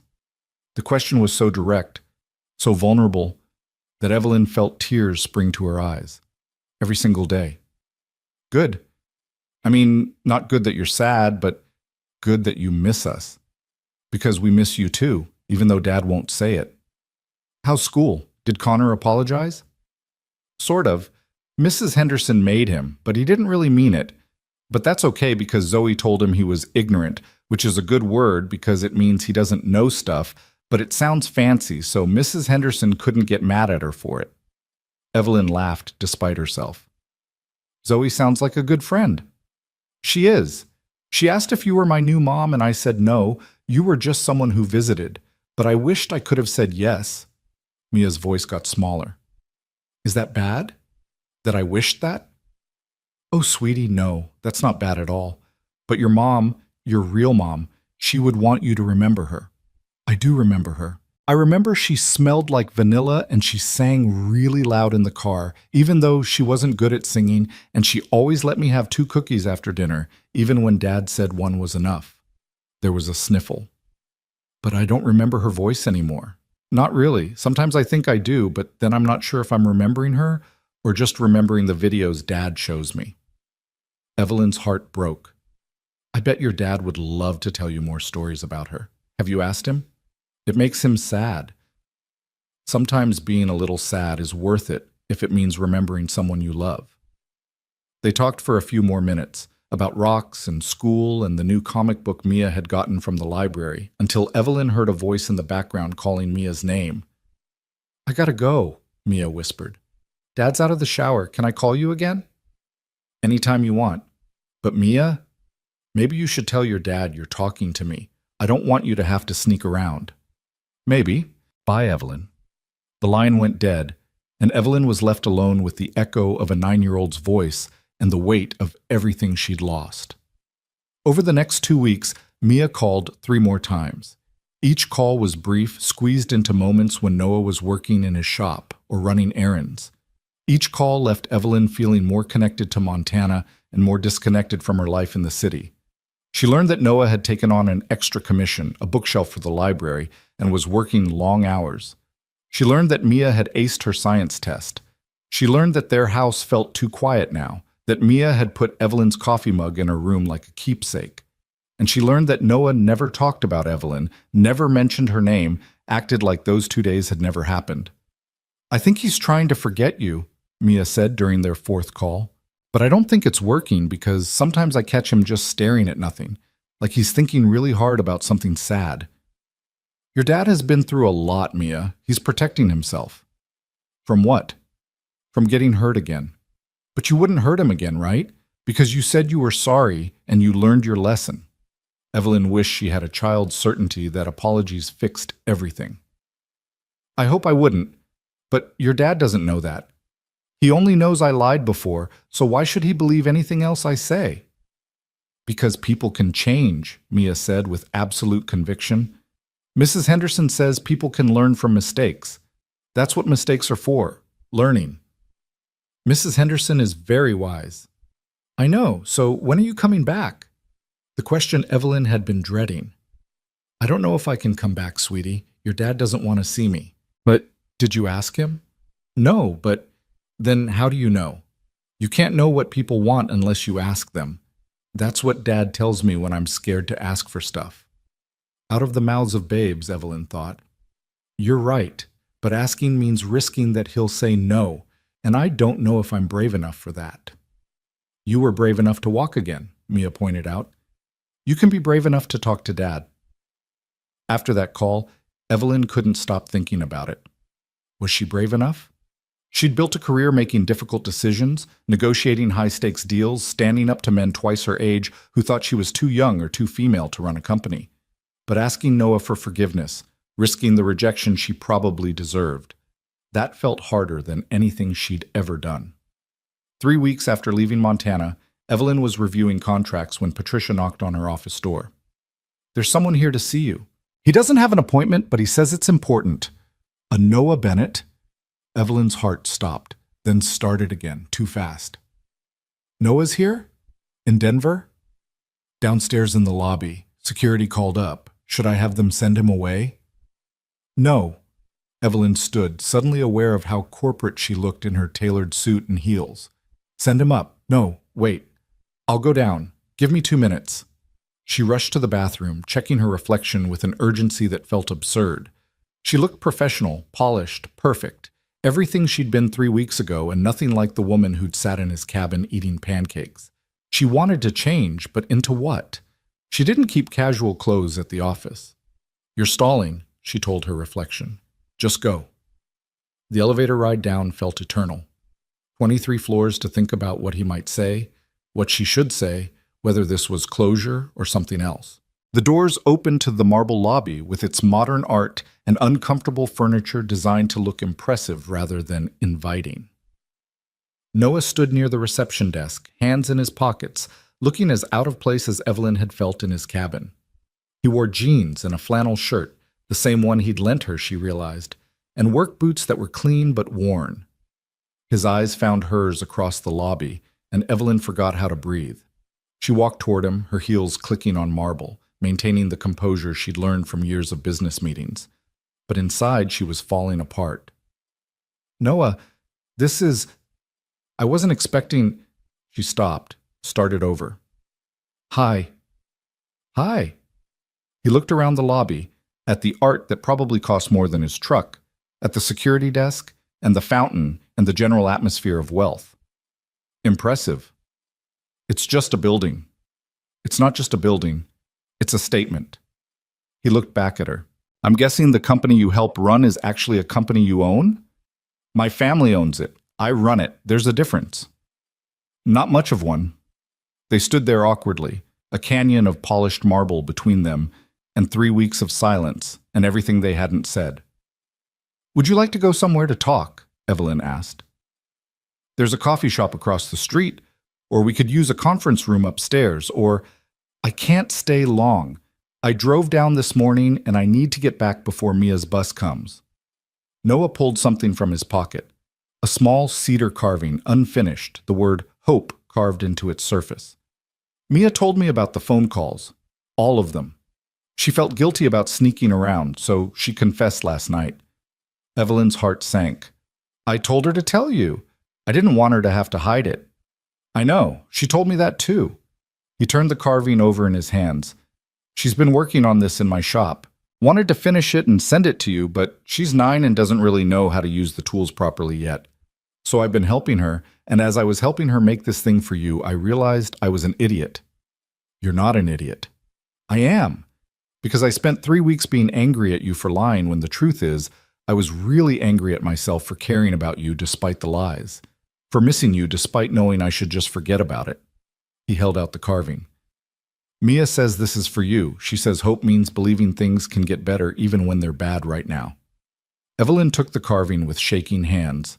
The cedar was smooth, the letters carved with care, and she could imagine Mia's small hands working on it, tongue probably sticking out in concentration. It's beautiful. She also says I'm being stubborn and stupid, and that if I don't at least try to forgive you, she's going to be disappointed in me. And I can handle a lot of things, but disappointing my daughter isn't one of them. Noah, let me finish, please. He took a breath. You lied to me. About the wheelchair, about who you were, about a lot of things. And that hurt, especially because I'd been honest with you about Sarah, about everything. But I've had 3 weeks to think about it, and here's what I figured out. You lied because someone broke your heart and made you think you had to protect yourself. That doesn't make the lying okay, but it makes it make sense. It doesn't excuse it. No, it doesn't. But I've also been thinking about what you said before you left, that everything else was real. The way you were with Mia, the conversations we had, the person you were when you weren't pretending. Was that real? Evelyn looked at him, at the hope and fear and uncertainty in his eyes, and knew this was her moment. The truth, all of it, with nothing held back. It was the most real I've been in years, she said quietly. Maybe ever. Everything I felt in your home, every laugh with Mia, every conversation with you, that was me. The real me. The me I forgot I could be. And this? He gestured at the lobby, the building, the life she inhabited. Is this the real you too? This is the obligated me. The responsible me. The me that does what's expected because that's what I've always done. She looked down at the carving in her hands. But I don't know if it's the me I want to be anymore. Noah was quiet for a moment, studying her. What do you want, Evelyn?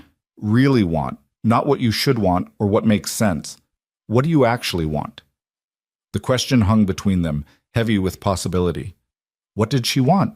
She wanted pancakes for dinner and rock collections and a man who carried her not because he had to, but because he wanted to help. She wanted a 9-year-old's uncomplicated affection and a cabin that smelled like pine and cedar.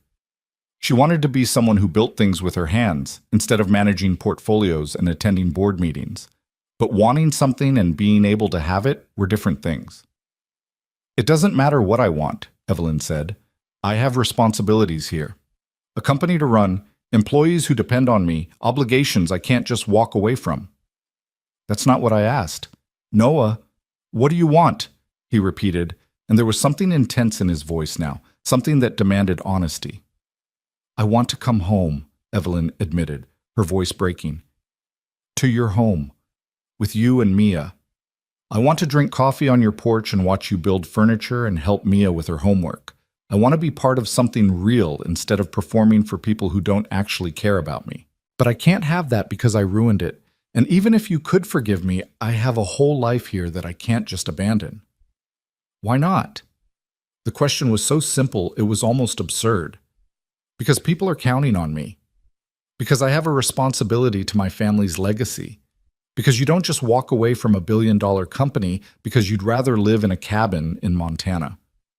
Your father ran that company for 30 years before you. I'm guessing he could do it again if he had to. And I'm guessing there are 100 qualified people who could step in if you wanted to step away. Noah moved closer, and Evelyn could smell sawdust and soap.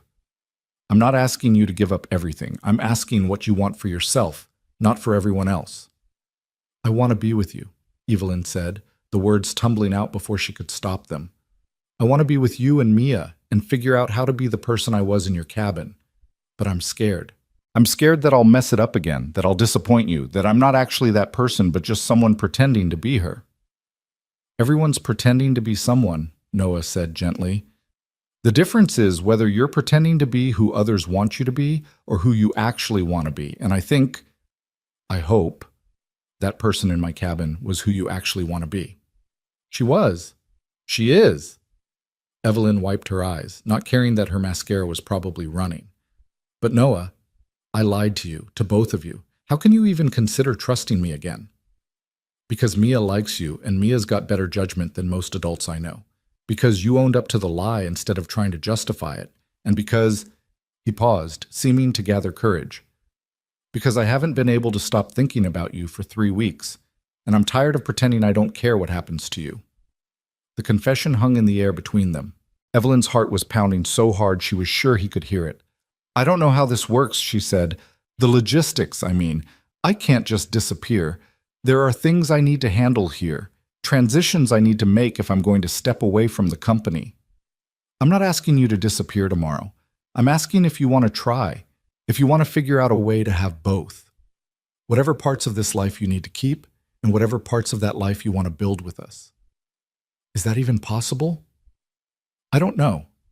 But I know I'd rather try and fail than spend the rest of my life wondering what if. Noah reached out slowly, giving her time to pull away, and took her hand.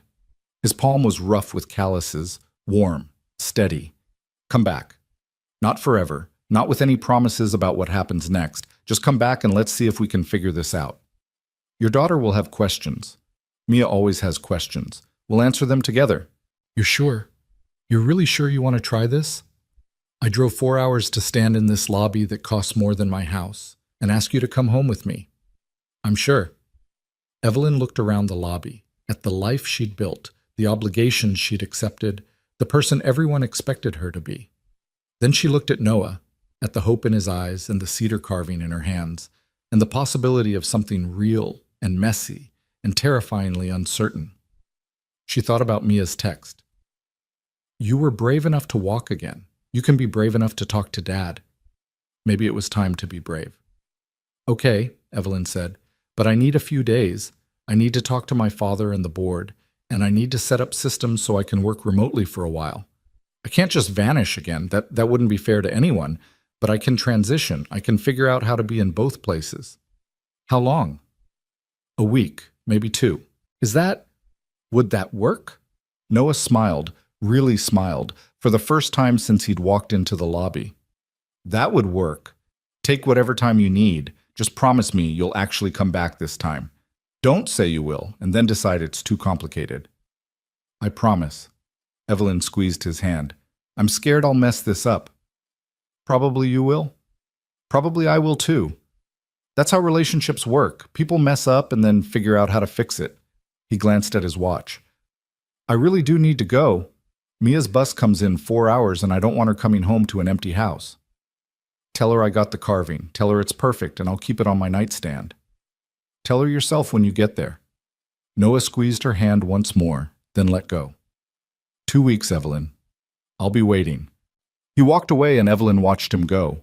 This man who'd stopped for a stranger, who'd carried her when he thought she needed help, who was brave enough to drive 4 hours to offer forgiveness she wasn't sure she deserved.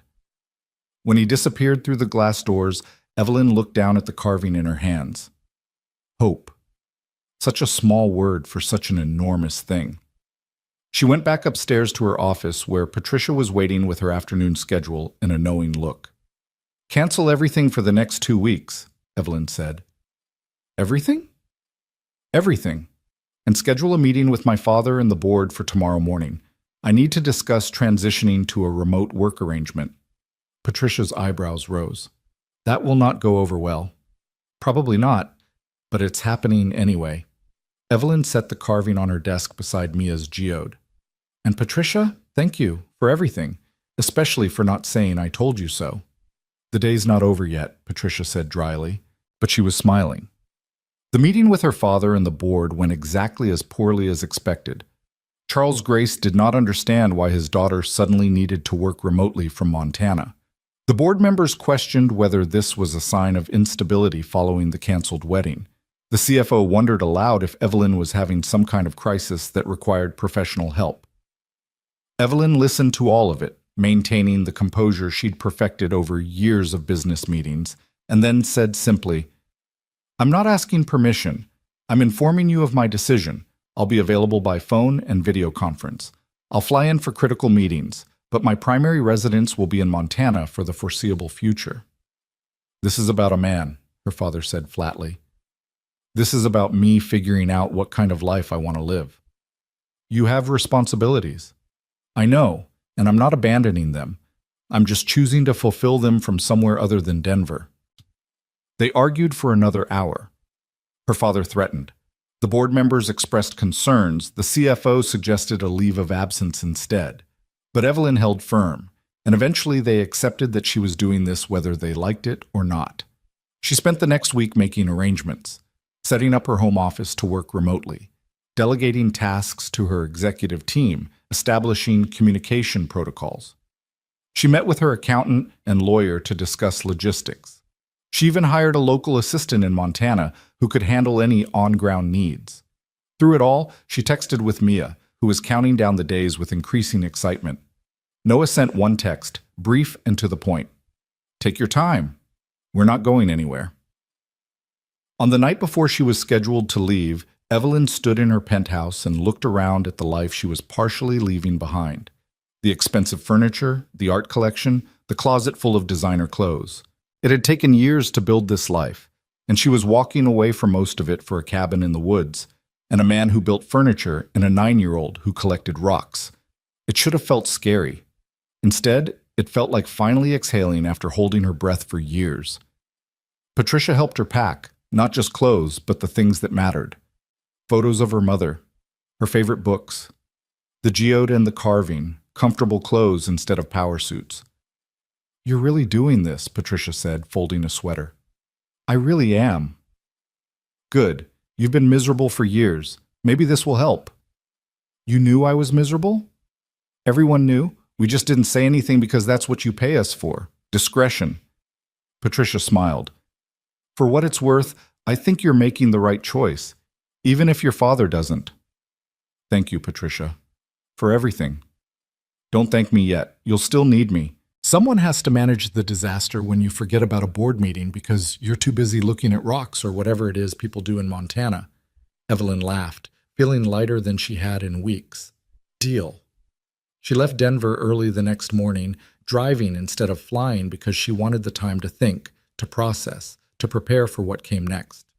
The city gave way to suburbs, suburbs to small towns, towns to open country. The landscape changed gradually. Flat plains rising into foothills, foothills becoming mountains, mountains giving way to the kind of wilderness where cell service was optional and the nearest neighbor might be miles away. 4 hours from Noah's cabin, Evelyn pulled over at a rest stop and called Mia. "Where are you?" Mia demanded. "Dad keeps checking his phone like you might say you're not coming." "I'm coming. I'm about 4 hours away, maybe less if traffic's good." "Yeah!" There was muffled talking, Mia covering the phone to yell something to Noah. Then she was back. "Dad says dinner's at 6, and you better be hungry because he's making pot roast, which is fancy for us." "Tell your dad I'm always hungry for his cooking."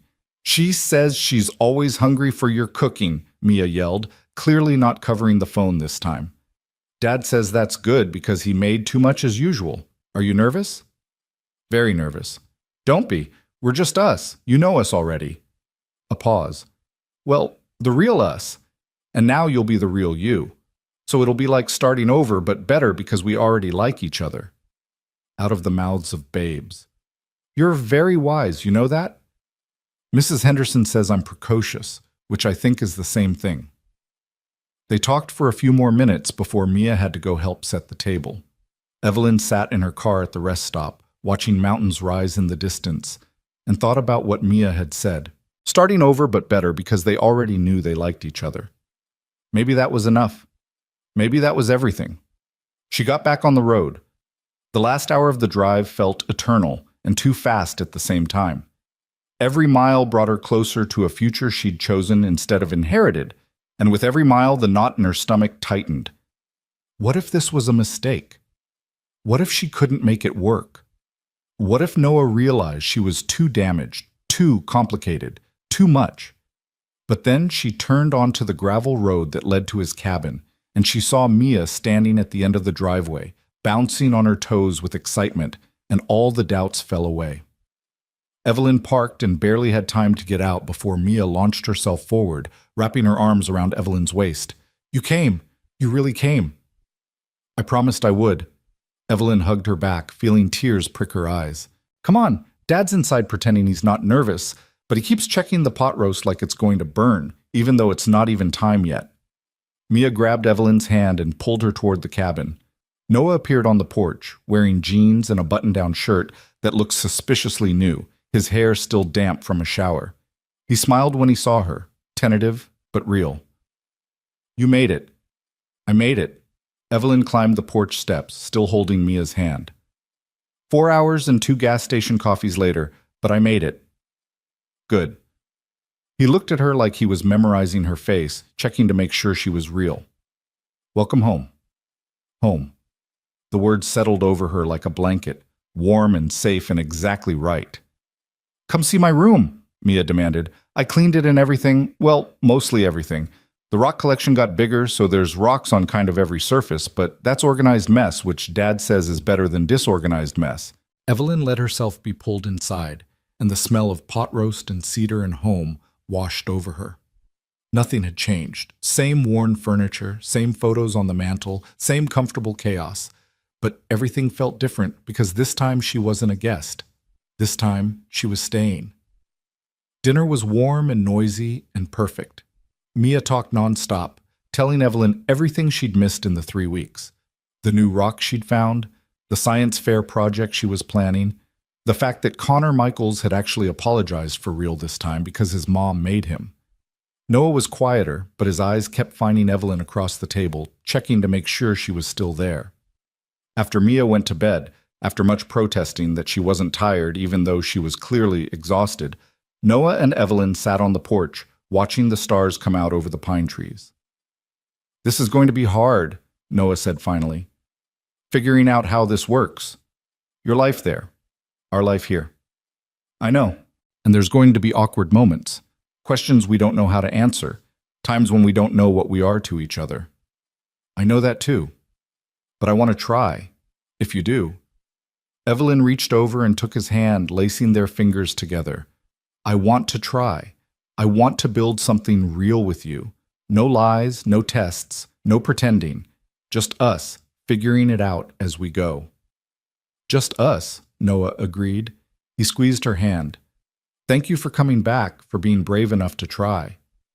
Thank you for letting me, for forgiving me when you didn't have to.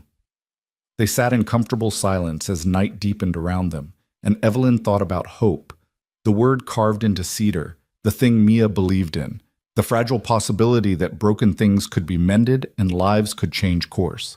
She'd come to Montana running from a lie. She'd left carrying the weight of a bigger one, but she'd come back ready to tell the truth about who she was, who she wanted to be, and what she was willing to fight for. Inside the cabin, a home she was learning to think of as hers, Mia slept with the geode on her nightstand. In the workshop, half-finished furniture waited for Noah's careful hands. And on the porch, 2 people who'd found each other in the most unlikely way sat hand in hand, hoping that this fragile, precious thing they were building would be strong enough to last. It wouldn't be easy. It wouldn't be perfect. But it would be real. And real, Evelyn was finally learning, was worth any risk. The first week back felt like learning to breathe underwater. Evelyn woke each morning in the guest room. Noah had insisted, saying they needed to take things slow, to the sound of Mia's alarm clock blaring down the hall and the smell of coffee already brewing. She'd lie there for a moment, disoriented by the absence of city noise, the presence of birdsong, the way sunlight filtered through simple curtains instead of automated blinds.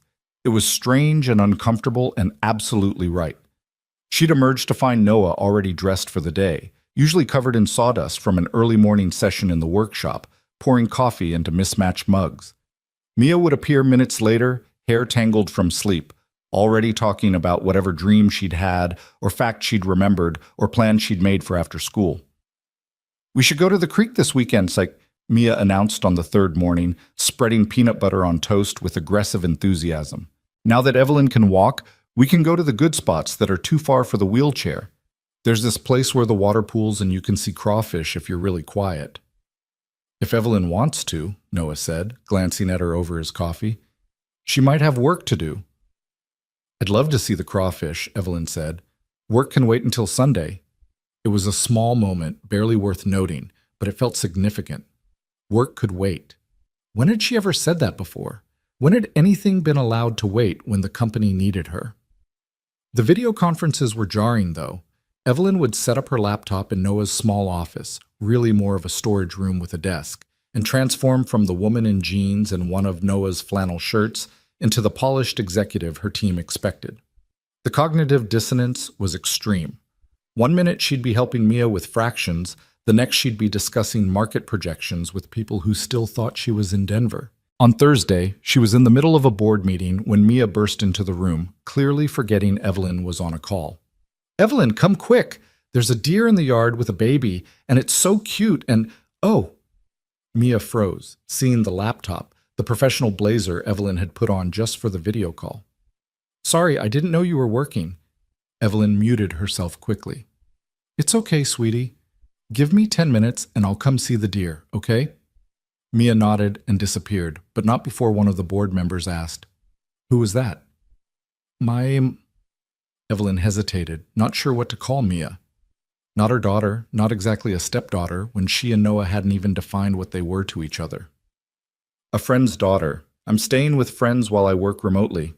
It wasn't a lie exactly, but it felt like one. After the meeting ended, Evelyn sat in the small office feeling the weight of all the pieces of her life that didn't quite fit together. The executive and the woman learning to live in a cabin. The billionaire and the person who got excited about seeing crawfish. The person everyone expected her to be and the person she was trying to become. Noah found her there 20 minutes later, still staring at the blank screen. "Mia feels bad about interrupting," he said, leaning against the doorframe. "I told her it was fine, that everyone has interruptions, but she's worried you're mad." "I'm not mad. I'm just..." Evelyn gestured helplessly at the laptop, at the room, at everything. "I'm trying to figure out how to be both people at once, and I don't think it's working." "Both people?" "The person they need me to be, and the person I want to be with you and Mia. They don't fit together, like trying to wear a ball gown to go hiking." Noah pulled up the only other chair in the room, a folding metal one that had seen better days, and sat down. "You know what I think? I think you're trying too hard to keep them separate. Like there's Work Evelyn and Montana Evelyn, and they can't ever overlap." "They can't. You saw what happened when Mia came in. I had to explain who she was like she was nobody, and that felt awful. So stop explaining. Stop hiding. Tell them you're living in Montana with a single dad and his daughter. Tell them you're figuring out a different kind of life.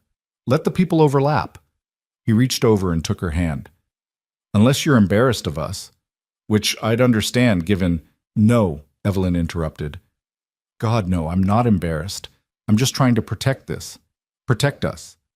The moment I tell people about you and Mia, they'll have opinions. My father will have opinions. The board will question my judgment. The press will dig into your life and Mia's life and make everything complicated." "It's already complicated," Noah pointed out. "And keeping secrets didn't work out so well last time."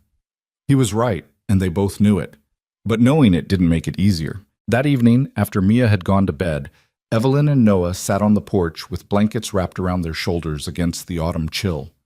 The sky was impossibly clear, stars scattered like diamonds on velvet.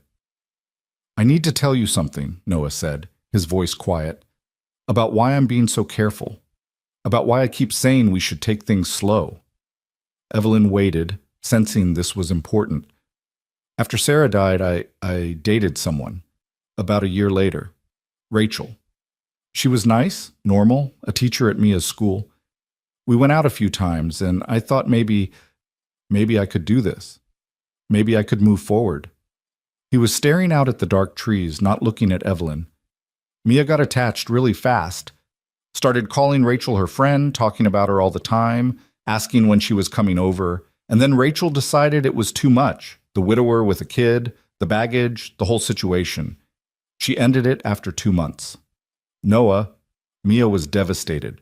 Not because she understood what dating was, but because she thought she had a new friend, and suddenly that friend was gone. She cried for weeks, asked what she'd done wrong, why Rachel didn't like her anymore. His voice cracked slightly. I swore after that I wouldn't bring anyone into her life unless I was absolutely sure. Unless I knew they were staying. Evelyn felt the weight of that responsibility settle on her shoulders.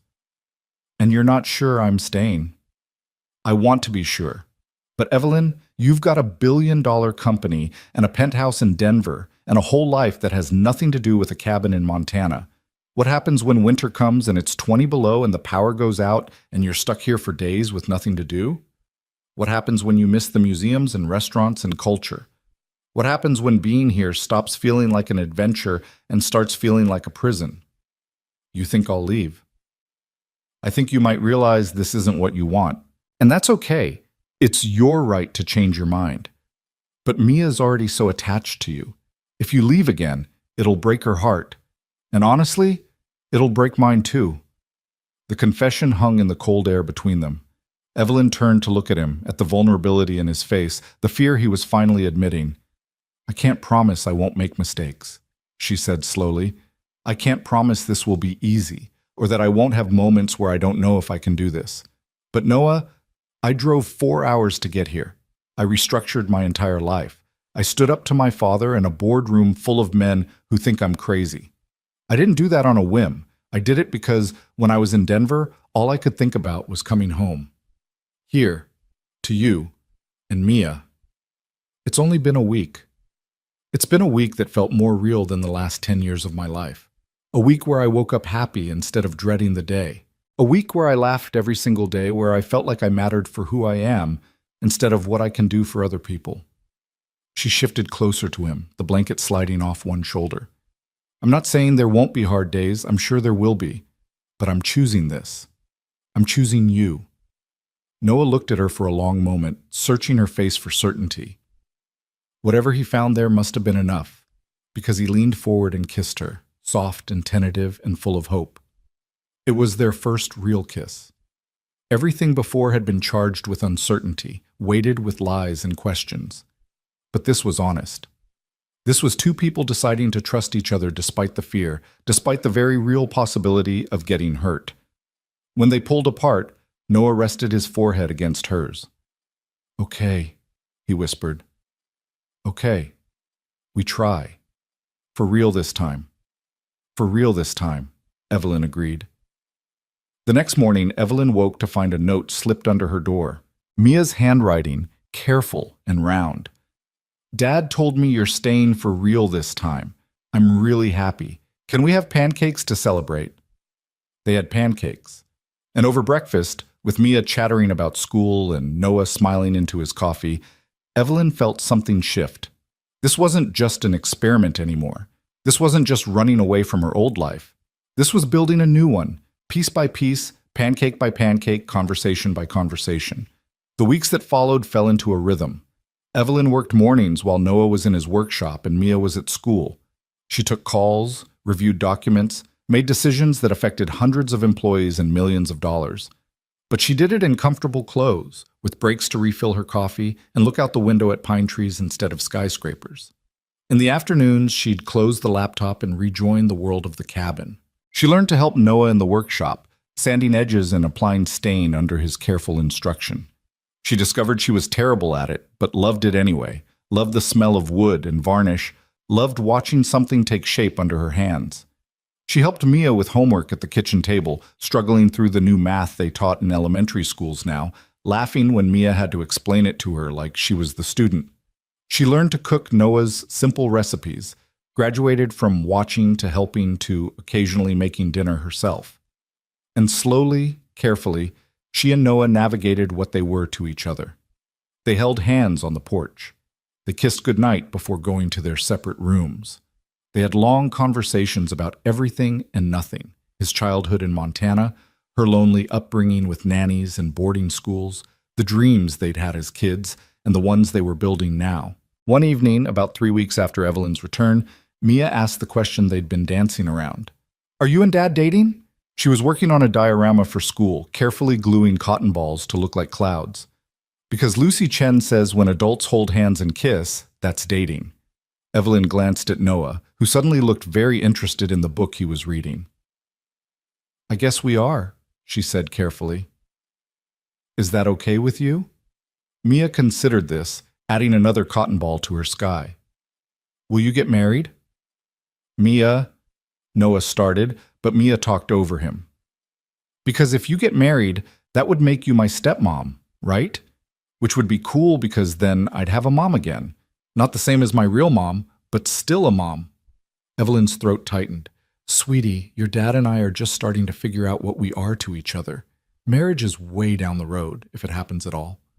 But you like him, right? And he likes you. I can tell because he smiles different now than he did before you came back. Like he's happy instead of just okay." "Mia," Noah said, setting down his book, "this is a lot of big questions for something we haven't really talked about yet." "But you should talk about it," Mia insisted with 9-year-old logic. "Because if you like each other and you want to be together, you should just say so. That's what Mrs. Henderson says. People should use their words instead of hoping other people can read their minds." After Mia went to bed, Noah and Evelyn sat on the porch in silence for a long time. "Sorry about that," Noah said finally. "She's not usually so direct about personal stuff." "She's right, though. We haven't really talked about what this is, what we want it to be." "I know what I want it to be." Noah turned to look at her. "But I don't want to scare you off by wanting too much too fast." "What do you want?" He took a breath like he was gathering courage. "I want you here, permanently. Not as a guest, not as someone figuring out if this will work. I want you to move your stuff into my room. I want Mia to be able to tell her friends that she has a stepmom without it being weird. I want to wake up next to you every morning and fall asleep next to you every night. I want—" He stopped, shook his head. "See? Too much too fast." "What if it's not too much?" Evelyn's heart was pounding. "What if I want that too?" "Do you? Really? Because Evelyn, I'm not talking about casual dating. I'm talking about building a life together. I'm talking about being a family, you, me, and Mia. I'm talking about the kind of commitment that means when things get hard, we work through it instead of walking away." "I know what you're talking about. And yes, I want that too." Noah studied her face, looking for doubt. "You're sure? Because there's no pressure. We can keep taking things slow if you need more time." "I spent 30 years taking things slow, being careful, making sure every decision was the right one according to everyone else's standards. And I was miserable." Evelyn reached for his hand. "The only time I've been truly happy in the last decade was here, with you and Mia. So yes, I'm sure. Terrified, but sure." "Terrified of what?" "Of messing this up, of not being a good enough mother figure for Mia, of you realizing I'm too damaged, too complicated, too much work." She laughed shakily. "Of all the ways this could go wrong." "You want to know what terrifies me?" Noah asked. "The idea of not trying, of letting fear keep us from something that could be amazing just because it might not work out." He pulled her closer. "We're both scared. That's okay. We'll be scared together." They sat wrapped in each other's arms as the temperature dropped and the stars wheeled overhead, and Evelyn felt something settle in her chest, a peace she hadn't known she was looking for. The next morning, she called her father. It was a conversation she'd been putting off, but Mia's questions had made it clear she couldn't keep living in two worlds without acknowledging it. "Evelyn," Charles Grace said, his voice as clipped and businesslike as ever, "I trust you're calling to tell me when you're coming back to Denver." "No, Dad. I'm calling to tell you I'm staying in Montana." Indefinitely. Silence. Then, don't be ridiculous. You have responsibilities here, which I'm handling remotely. My team is excellent, the work is getting done, and I'm available whenever they need me. This is about that man, isn't it? The one the board mentioned. Evelyn took a breath. His name is Noah Bennett. He's a widowed single father and a furniture maker. And yes, this is about him, but it's also about me figuring out what kind of life I want to live. You're being impulsive. First you run out on your wedding, now you're shacking up with some carpenter in the middle of nowhere. This isn't like you. Maybe the old me, Evelyn said, surprised by how calm she felt. But I'm not that person anymore. I'm not the daughter who does everything you expect just to earn your approval. I'm someone who's choosing my own life.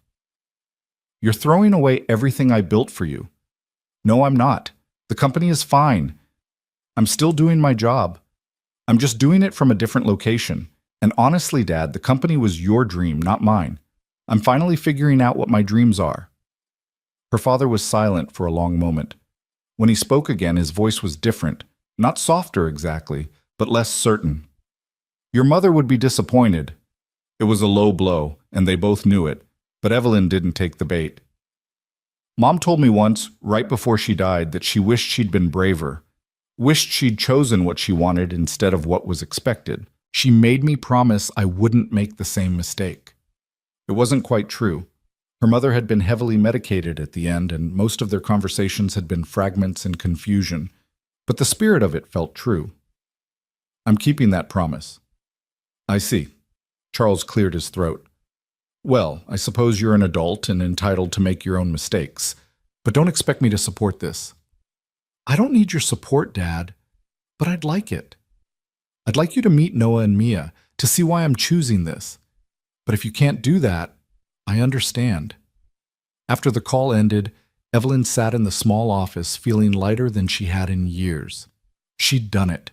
She'd chosen herself over her father's expectations, over the company, over the life everyone assumed she'd live. Noah found her there an hour later, staring out the window. How'd it go? About as well as expected. He thinks I'm making a mistake. Are you? Evelyn turned to face him, this man who'd stopped for a stranger, who'd forgiven her when he didn't have to, who was offering her a life she'd never imagined wanting. No, she said. I don't think I am. That weekend they went to the creek like Mia had wanted. The trail was narrow and rocky, winding through pine trees and over fallen logs, and Evelyn was breathless by the time they reached the pool where the water collected. But it was worth it. The water was so clear she could see every stone on the bottom, and sure enough, there were crawfish scuttling among the rocks. Mia waded in carefully, jeans rolled up to her knees, trying to catch one. Noah sat on a boulder, one arm around Evelyn's shoulders, watching his daughter with the kind of contentment that came from being exactly where you were supposed to be. Thank you, Evelyn said quietly. For what? For this. For giving me a second chance. For believing I could be someone different than who I was. You were always this person, Noah said. You just needed a place where it was safe to be her. They stayed at the creek for hours, long past when they probably should have headed back. They had a picnic lunch on the rocks. Sandwiches Noah had packed, apples from the local orchard, cookies Mia had helped make. They skipped stones and looked for interesting rocks and talked about nothing important. As the afternoon light started to slant golden through the trees, Mia came over to where Evelyn was sitting, her hands cupped around something. I found this for you, she said, opening her hands to reveal a piece of quartz, smaller than her geode, but perfectly formed. It's not as pretty as the one I gave you before, but I thought you could keep it in your pocket, so even when you're on work calls with boring people, you can touch it and remember you have us. Evelyn took the quartz, feeling tears prick her eyes. It's perfect, Mia. Thank you. You're welcome. Mia hesitated, then asked shyly, Can I call you something other than Evelyn? It feels weird to call you just your name when you're dating Dad and living with us. What would you want to call me? I don't know, not Mom, because that's my real mom. But maybe, I don't know, something that means you're special but not trying to replace her? Noah started to intervene. Mia, you don't have to. But Evelyn stopped him. What about Evie? She suggested. That's what my mom used to call me when I was little, before she got sick and everything got formal and sad. Mia tested it out. Evie, I like it. It sounds friendly. Can I call you Evie? I would love that.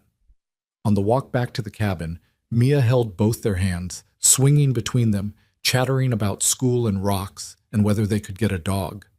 Noah caught Evelyn's eye over his daughter's head and smiled, and Evelyn felt her heart so full it might burst. This was it. This was the life she'd been running toward without knowing it. Not perfect, not easy, but real and warm and full of the kind of love that didn't come with conditions or price tags. That night, after Mia was in bed, Evelyn moved her things from the guest room to Noah's room. It wasn't a grand gesture, just her clothes in his closet, her toiletries in his bathroom, her books on his nightstand, but it felt monumental anyway. Noah watched from the doorway as she unpacked, his expression unreadable. Second thoughts? Evelyn asked, trying to keep her voice light. No, just making sure this is real, that you're really here, really staying. I'm really staying. She set down the stack of clothes and crossed to him.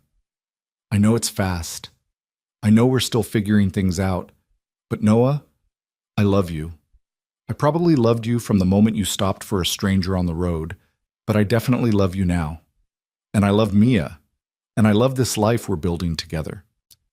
He pulled her close, his arms solid and warm around her. I love you too.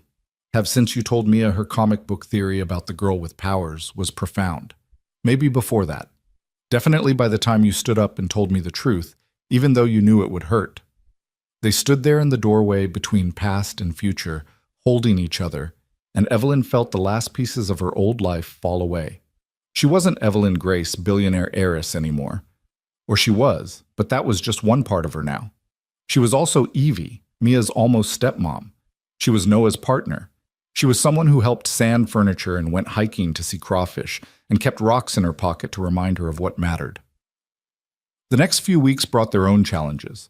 Evelyn had to fly to Denver for an emergency board meeting, and the separation was harder than she expected. She missed Mia's science fair presentation and felt guilty for days, even though Mia insisted it was fine and showed her all the photos. She had a fight with Noah about household responsibilities when she got so absorbed in a work crisis that she forgot to pick up groceries like she'd promised. But they worked through it. They talked instead of letting resentments build. They apologized when they messed up.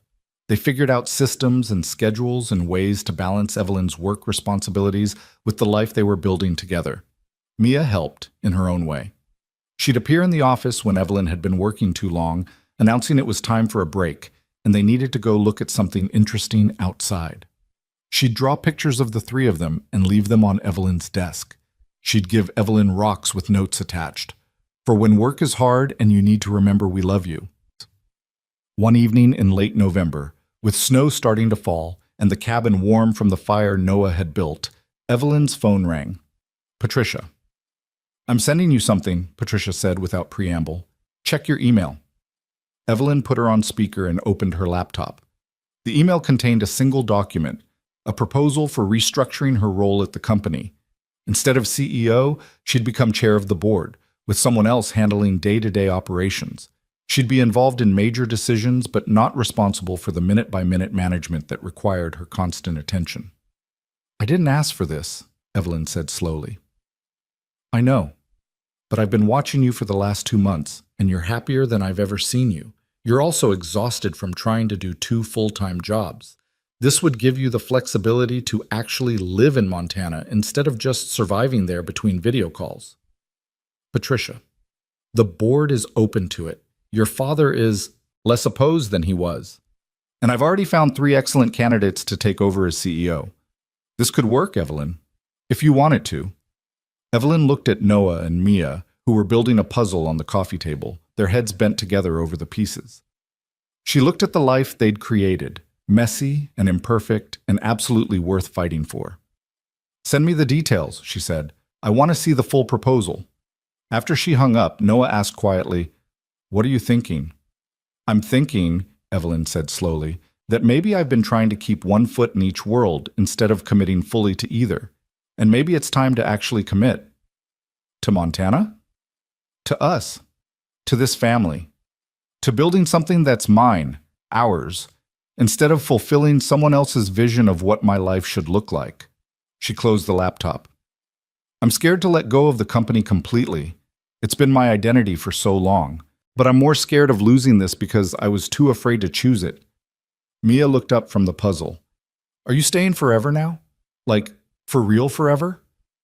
Yeah, baby, Evelyn said, the words feeling right and true and terrifying. For real forever. Mia launched herself at Evelyn, nearly knocking her off the couch with the force of her hug. Noah pulled them both close, and they sat there in a tangle of arms and laughter and joy. Outside, snow continued to fall, covering the world in white. Inside the cabin, three people who'd found each other in the most unlikely way held on to each other and the future they were building one day at a time. It wasn't the life Evelyn had planned. It wasn't the life anyone would have predicted for her. But it was hers, chosen and fought for, and absolutely worth every risk she'd taken to get here. And that, she thought, as she kissed Noah and listened to Mia chatter about building a snowman tomorrow, was the only thing that really mattered. Winter arrived in earnest the week after Thanksgiving, transforming the Montana landscape into something from a snow globe. Evelyn woke one morning to find the world outside blanketed in white, the pine trees heavy with snow, the silence so complete it felt like the earth was holding its breath. She lay in Noah's bed, their bed now, watching him sleep, his face peaceful in the early morning light. 3 months ago, she'd been preparing to marry a man who'd laughed at her when he thought she was poor. Now she was here, in a cabin in the woods, in love with a man who'd stopped for a stranger and changed both their lives. Her phone buzzed on the nightstand. A text from Patricia. Board meeting today at 2 p.m. They want your decision on the restructuring proposal. No pressure, but 20 people are waiting to hear if you're stepping down or staying on. Evelyn had been avoiding this decision for 2 weeks, weighing every angle, considering every consequence. Stepping back from the CEO role meant admitting her father had been partly right, that she couldn't have both lives fully. But staying on meant sacrificing the peace she'd found here, the family she was building, the person she was becoming. Noah stirred beside her, his eyes opening slowly. You're thinking too loud, he murmured, pulling her closer. I can hear your brain working from here. Sorry. Big meeting today. The board wants my answer. And what are you going to tell them?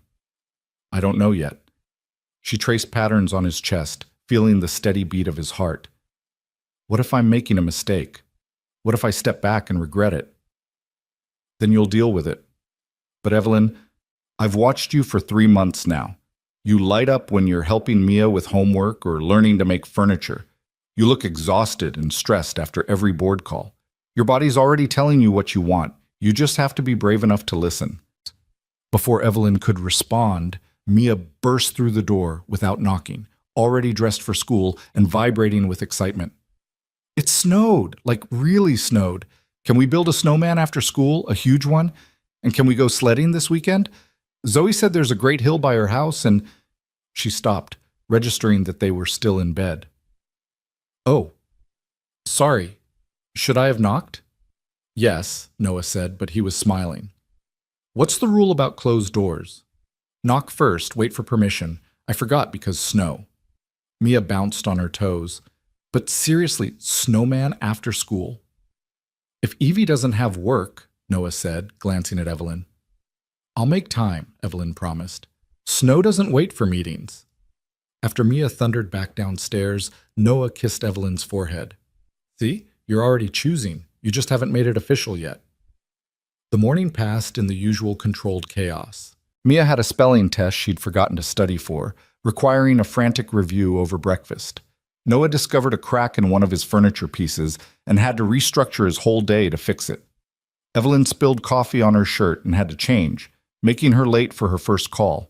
It was messy and imperfect and exactly what she wanted. At 2 o'clock, Evelyn sat in the small office with the door closed, her laptop open to the video conference that would determine her future. The board members appeared one by one on screen, serious faces in expensive suits, sitting in conference rooms that felt like a different universe from her cabin in Montana. Her father was there too, his expression carefully neutral. They hadn't spoken much since their last conversation, communicating mostly through Patricia and terse emails. But he was there, which meant something. Evelyn, the board chair began, we've reviewed Patricia's proposal for restructuring your role. Before we discuss it, we'd like to hear from you. What do you want? It was a deceptively simple question. What did she want? Evelyn looked around the small office, at the photos of Mia she'd hung on the wall, at the geode on the desk, at the window that showed pine trees and snow instead of skyscrapers. She thought about this morning, about the chaos and laughter, and the way Mia had burst in without knocking. She thought about Noah in his workshop, creating beautiful things with his hands. She thought about the life she was building, piece by piece, day by day. I want to step back, she said clearly.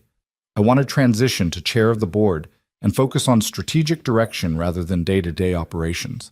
I want to live in Montana full-time and be present for my family. I want to be involved with the company. It's my legacy, and I care about it deeply, but I don't want it to be my entire life anymore. Silence. Then one of the board members asked, "And you believe you can fulfill your fiduciary duties from Montana?" "I've been doing it for 3 months. The company is thriving. My team is excellent. And frankly, some of my best strategic thinking happens when I'm not buried in operational details. I think this could actually make me more effective, not less." "Your father has concerns," the board chair said, glancing at Charles Grace. Everyone looked at her father, who'd been silent throughout. He cleared his throat, and Evelyn braced herself for the criticism she knew was coming. "My daughter is the most capable person I know," Charles said, surprising her. "She built this company into something even better than I left it. If she says she can do this role from Montana, I believe her." He paused, and something in his expression softened. "And I've been doing some thinking about what your mother would say if she were here. She'd tell me to stop being a stubborn old fool and support my daughter's happiness." Evelyn felt tears prick her eyes. "Dad, I don't understand your choices," he continued. "I probably never will. But you're my daughter, and if living in Montana with a carpenter and his child is what makes you happy, then I'll accept it. I may not like it, but I'll accept it." It wasn't a ringing endorsement, but it was more than Evelyn had expected, more than she'd hoped for. The board discussed details for another hour, transition plans, reporting structures, salary adjustments. Evelyn answered their questions with confidence born from 3 months of proving she could handle both roles. By the time the meeting ended, it was official. She was stepping back from CEO to become chair of the board, effective January 1st. When she closed the laptop, Evelyn sat in the quiet office feeling lighter than she had in years. She'd done it. She'd chosen the life she wanted instead of the one everyone expected. And the sky hadn't fallen. The company would survive. Her father would adjust. Everything would be okay. A knock on the door. Noah peeked in. "How'd it go?" "I'm officially stepping back, chair of the board starting in January." He crossed the room in 3 strides and pulled her into a hug that lifted her off her feet. "I'm proud of you. That took guts." "I'm terrified," Evelyn admitted into his shoulder. "What if I just made the biggest mistake of my life? Then we'll figure it out together." "But I don't think you did. I think you just made the bravest decision of your life." They stood there holding each other until Mia's school bus rumbled past, and then they went out together to meet her, ready to build the promised snowman. The snowman turned into 2 snowmen, then a whole snow family, complete with a snow dog that Mia insisted they needed, even though they didn't have a real dog. They used carrots for noses and stones for eyes, and Mia's old scarves for decoration. By the time they finished, all 3 of them were covered in snow and laughing so hard they couldn't breathe. "This is the best day," Mia declared, admiring their work. "Can every day be like this?" "Not every day," Noah said, "but some days, the good days." That night, after Mia had fallen asleep exhausted from playing in the snow, Noah and Evelyn sat by the fire with mugs of hot chocolate, watching the flames dance. "I have something for you," Noah said, setting down his mug. He looked nervous, his hands fidgeting in a way that was completely unlike him. "I've been working on it for a while, waiting for the right time. And I figure if you're brave enough to restructure your whole life, I should be brave enough to do this." He pulled a small box from his pocket, not a ring box, something different, and opened it to reveal a key. Not just any key, but one carved from wood with intricate detail work, hanging on a leather cord. It's symbolic, Noah said quickly. Obviously, it doesn't actually unlock anything, but I made it from the cedar in the workshop, and I wanted... He stopped, started over. Evelyn Grace, I love you. I love your courage and your stubbornness and the way you're learning to let yourself be happy. I love how you are with Mia, how patient you are when she asks a million questions. I love that you left a whole empire to build a life here with us. Evelyn's heart was pounding so hard she could barely breathe. I'm not asking you to marry me, Noah continued. Not yet.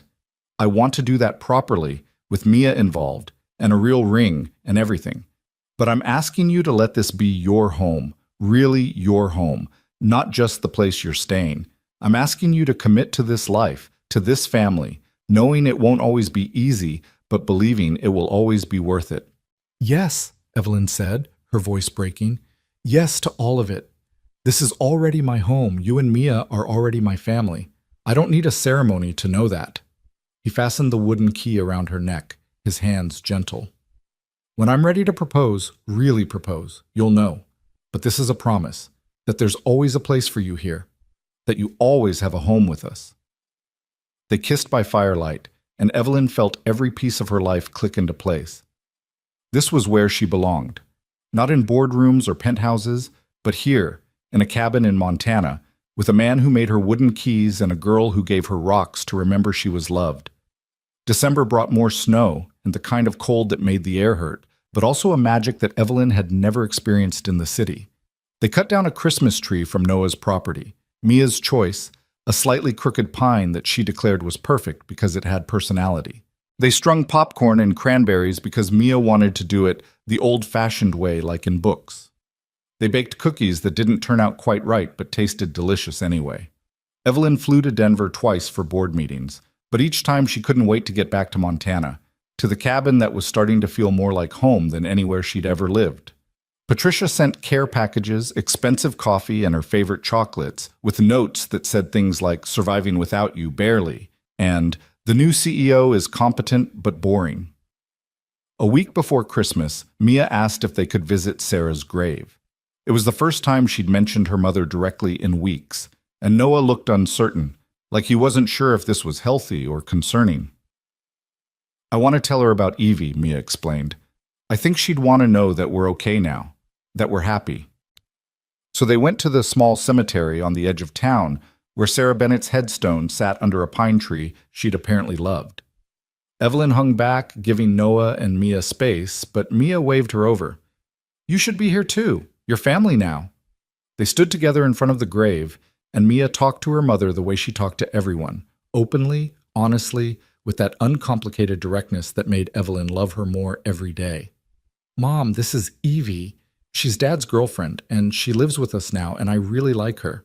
She's not trying to replace you because nobody could replace you, but she makes Dad smile again, and she helps me with homework, and she's teaching me about business stuff, which is pretty cool. Mia paused. I think you'd like her. She's kind, and she was really brave to leave her fancy life to be with us. That's the kind of brave I want to be when I grow up. Noah's arm came around Evelyn's shoulders, and she felt tears running down her face. They stood there for a long time in the cold, the three of them together, honoring the woman who'd come before while making space for the future they were building. On Christmas Eve, Evelyn's father called. She almost didn't answer. They'd been texting but not really talking. But something made her pick up. Evelyn, he said, his voice gruff.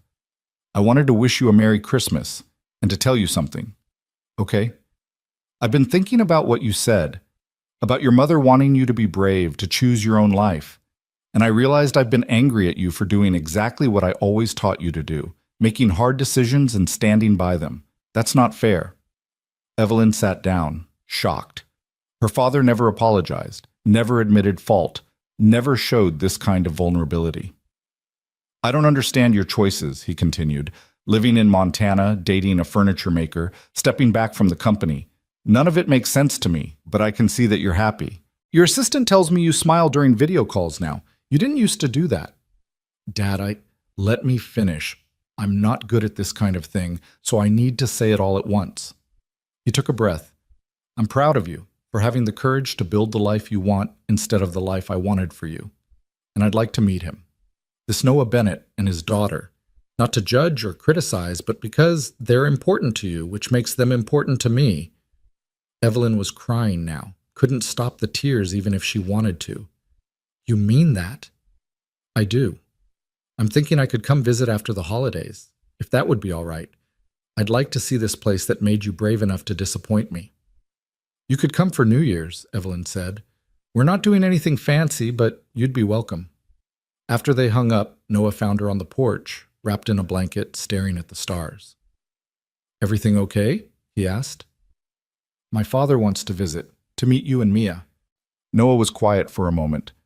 How do you feel about that? Terrified, but good. Like maybe all the pieces of my life can actually fit together after all. She looked at him. Are you okay with it? Having him here? If you want him here, then I want him here. Though, fair warning, if he's rude to you or Mia, I will ask him to leave. I don't care how rich or powerful he is. Evelyn laughed through her tears. Deal. Christmas morning was chaos and magic in equal measure. Mia woke them at 6, too excited to sleep, dragging them downstairs to see what Santa had brought. The gifts were modest compared to what Evelyn was used to. Books and art supplies and a new rock collection display case Noah had built. But Mia acted like every present was treasure. Evelyn gave Mia a telescope she'd ordered secretly, perfect for stargazing and satisfying her curiosity about space. She gave Noah a set of Japanese chisels she'd found online, the kind real craftsmen used. Both of them looked at her like she'd given them the moon. But the best gift was the one Mia gave her, a photo album she'd made herself, full of pictures from the last 3 months. Evelyn at the kitchen table helping with homework. Evelyn covered in sawdust from the workshop. Evelyn and Noah on the porch. Evelyn and Mia at the creek. Every photo was labeled in Mia's careful handwriting. Our family. I wanted you to have proof, Mia explained, that you belong here, that we're yours and you're ours. Evelyn couldn't speak, could only pull Mia into a hug and hold on while she cried happy tears. They spent Christmas Day exactly as they'd spent every other day, making food together, laughing at jokes that weren't funny, sitting by the fire while snow fell outside. It was simple and perfect, and everything Evelyn hadn't known she needed. That night, after Mia had finally crashed from her sugar high, Noah took Evelyn's hand and led her out to the workshop. He'd set up 2 chairs facing his current project, the dining table he'd been working on for months, now finished and gleaming with fresh polyurethane. I wanted to show you something, he said, pulling out a folder. These are commission requests I've gotten in the last 2 months. More work than I can handle alone, actually, and I was thinking... He paused, looking nervous. What if we expanded? Hired an apprentice, maybe 2. Turned this into a real business instead of just me in a garage. Noah, that's wonderful. But what does that have to do with me? I want you to be my business partner. Not just my partner in life, but in work, too. You know business, I know furniture. Together we could build something real, something ours. He pulled out more papers, sketches, plans, projections. I've been thinking about this for weeks. We could call it Bennett and Grace Furniture, or Grace and Bennett, or something completely different. But the point is, we'd be building it together. Evelyn looked at the plans, at the care and thought he'd put into this, at the future he was offering her. You really want to do this? Be business partners? I want to build a life with you in every way possible. And I know you need more than just helping Mia with homework and learning to cook. You need a challenge, something to sink your teeth into. This could be that thing, if you want it. I want it, Evelyn said immediately. I absolutely want it. They spent the next hour going over his plans, Evelyn's business mind already seeing opportunities and solutions and ways to grow the vision he'd started. They talked about hiring and marketing and pricing, and it felt right in a way her work at her family's company never had. This was theirs, built from nothing, together. New Year's Eve arrived, and with it, Charles Grace. He showed up in a rental car looking completely out of place in his expensive suit and designer shoes, staring at the cabin like he couldn't quite believe his daughter lived there. Mia answered the door, unintimidated by this stern-looking stranger. You must be Evie's dad. I'm Mia. Come in. It's cold. Charles blinked at her, clearly not used to 9-year-olds who treated him like a regular person. Thank you, Mia. It's nice to meet you. Noah emerged from the workshop, wiping sawdust off his hands, and extended one to Charles. "Mr. Grace, welcome. Evelyn's told us a lot about you." They shook hands, the carpenter and the billionaire, two men from completely different worlds, both loving the same woman and trying to figure out how to coexist. The weekend was awkward at first.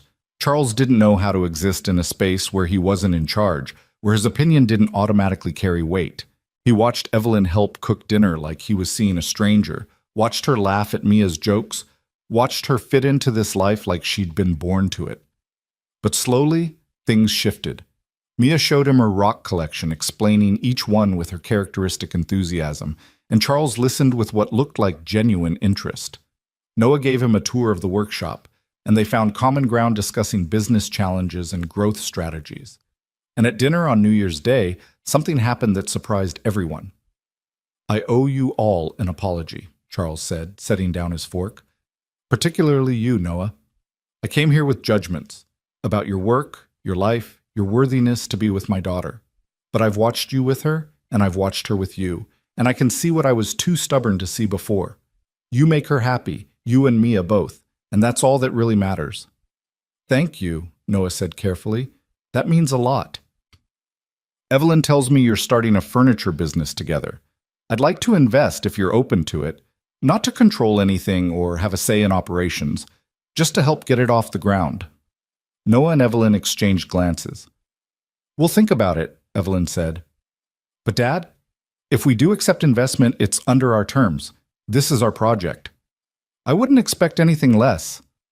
Charles smiled, and it transformed his face into something almost warm. "You're so much like your mother. She was stubborn, too. Knew her own mind. It drove me crazy sometimes, but I loved her for it." After Charles left, with promises to visit again, with an actual hug for Evelyn, the cabin felt quiet. Mia was upstairs reading, leaving Noah and Evelyn alone in the living room. "Your father's not so bad," Noah said, "once you get past the terrifying exterior. He liked you, I could tell. He loves you, that's what I could tell." Noah pulled Evelyn close. "And speaking of love, Noah Bennett, if you're about to propose to me right now, I'm going to need a minute to prepare emotionally." He laughed.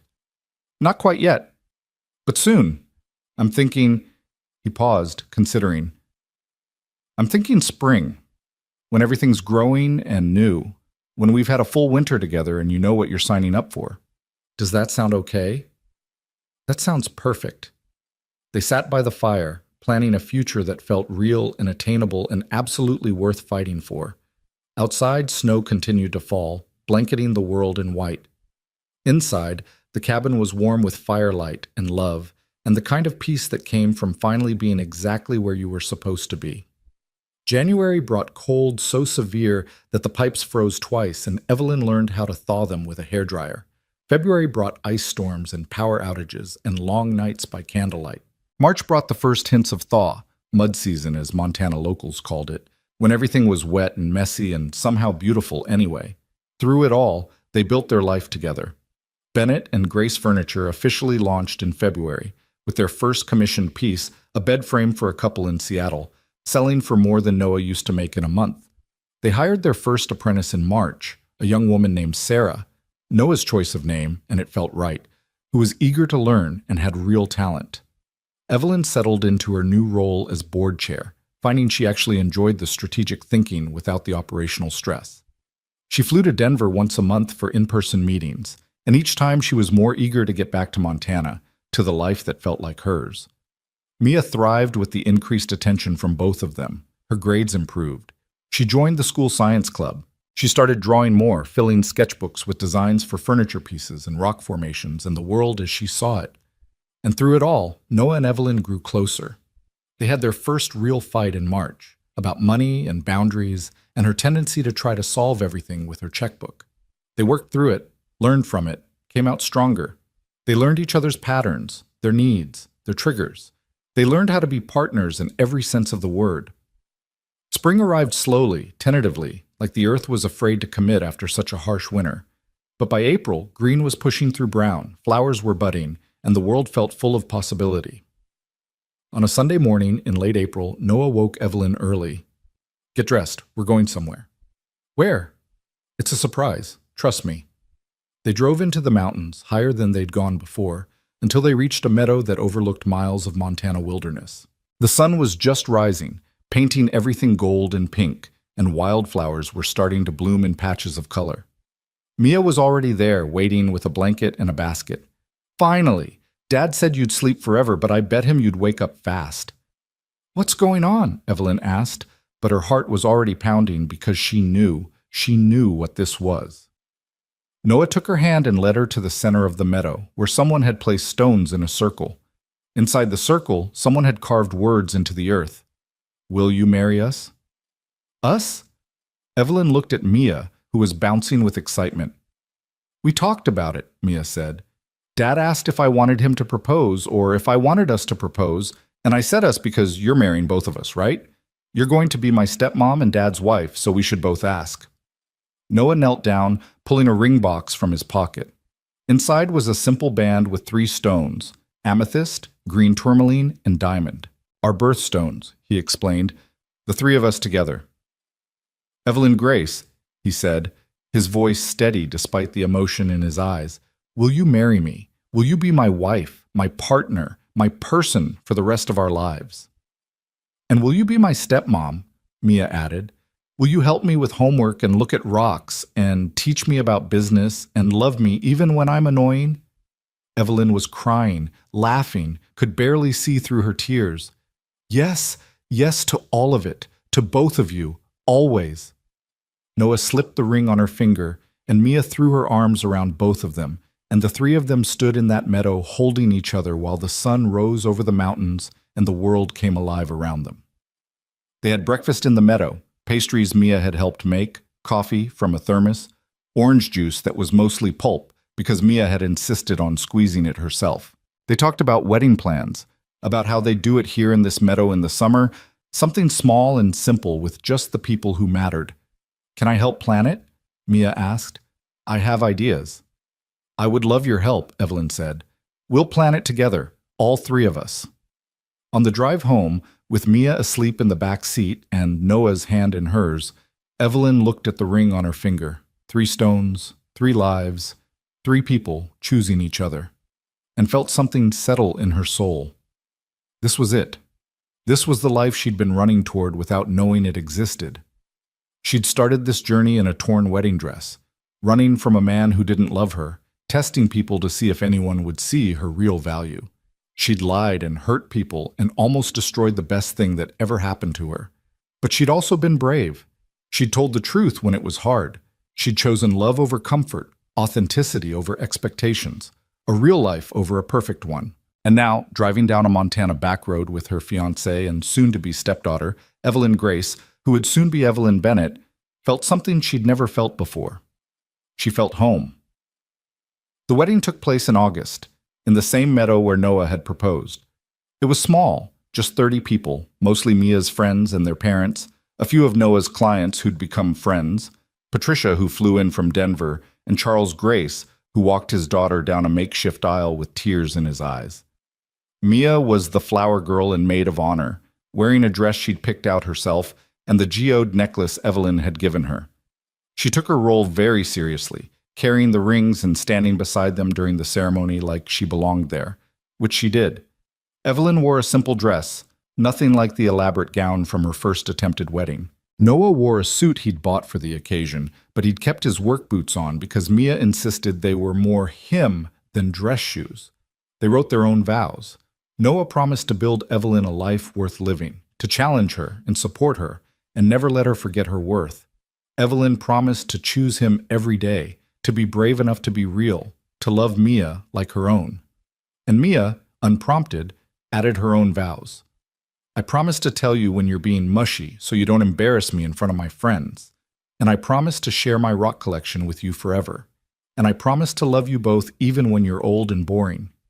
Everyone laughed, and Evelyn pulled Mia into the vows, the 3 of them holding hands while the officiant pronounced them a family. The reception was casual, a potluck dinner, dancing to music from someone's phone, toasts that were funny and sweet and occasionally inappropriate. Charles Grace gave a speech about his daughter's courage, about how proud he was of the woman she'd become. Patricia told embarrassing stories about Evelyn's early days at the company, and Mia's friend Zoe declared it was the best wedding ever because there was no boring stuff, just the good parts. As the sun set over the mountains and fairy lights came on in the trees, Noah pulled Evelyn onto the makeshift dance floor. "Happy?" he asked.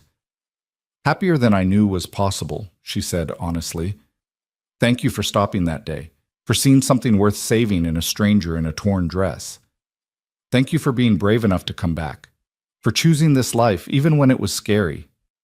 They danced under the stars with their family and friends around them, and Evelyn thought about the journey that had brought her here. From the road where Noah had found her, through the lies and revelations, through winter and spring and into summer, every step had led to this moment, to this man, to this family. She'd given up a fortune to live in a cabin. She'd walked away from power to build furniture. She'd traded perfection for authenticity, comfort for courage, expectations for love, and she'd do it all again in a heartbeat.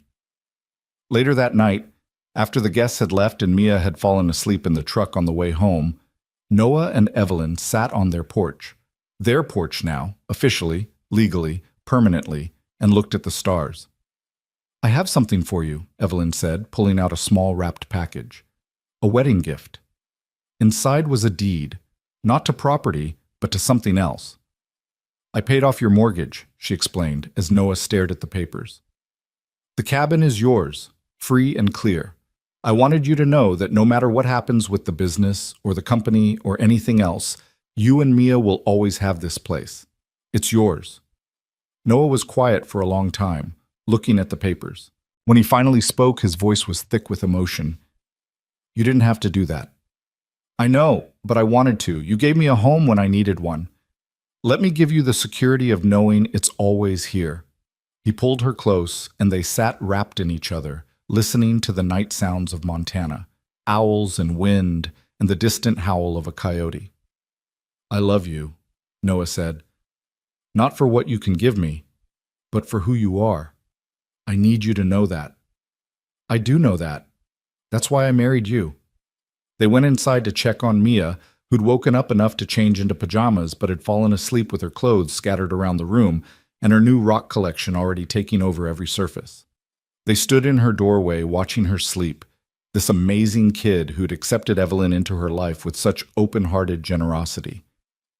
"We're going to be good at this," Evelyn whispered. "The three of us. We're going to be a really good family." "We already are," Noah said. In bed that night, their first night as a married couple, Evelyn traced the wooden key Noah had given her months ago, still hanging around her neck. She'd added her wedding ring to it, wearing both symbols of home together, always. She thought about the woman she'd been a year ago, preparing to marry the wrong man, testing people, hiding behind lies and wheelchairs and walls she'd built to protect herself. That woman seemed like a stranger now, someone she used to know but no longer was. She'd become someone new, someone braver, someone who chose love over fear, authenticity over perfection, a real life over a safe one. And as she drifted off to sleep in her husband's arms, in the cabin that was now their home, with their daughter sleeping down the hall, Evelyn felt something she'd been searching for her entire life without knowing it. She felt complete. The story could have ended there, in that perfect moment. But life isn't made of perfect moments. It's made of all the moments strung together. The hard ones and the easy ones, the boring ones and the magical ones. Bennett and Grace Furniture grew over the next year, expanding into a real business with 3 employees and a waiting list of clients. Evelyn discovered she loved the challenge of building something from scratch, of solving problems that had nothing to do with quarterly reports and everything to do with creativity and craftsmanship. Mia started middle school, which brought its own challenges. Friendship drama and difficult teachers and the general awfulness of being 11. But she had 2 parents to help her through it now. 2 people who loved her and supported her and showed up to every science fair and parent-teacher conference. Charles Grace visited 4 times that first year, each visit easier than the last. He taught Mia about investing and business strategy. He and Noah developed a grudging respect that turned into actual friendship. He learned to love his daughter's choices even when he didn't fully understand them.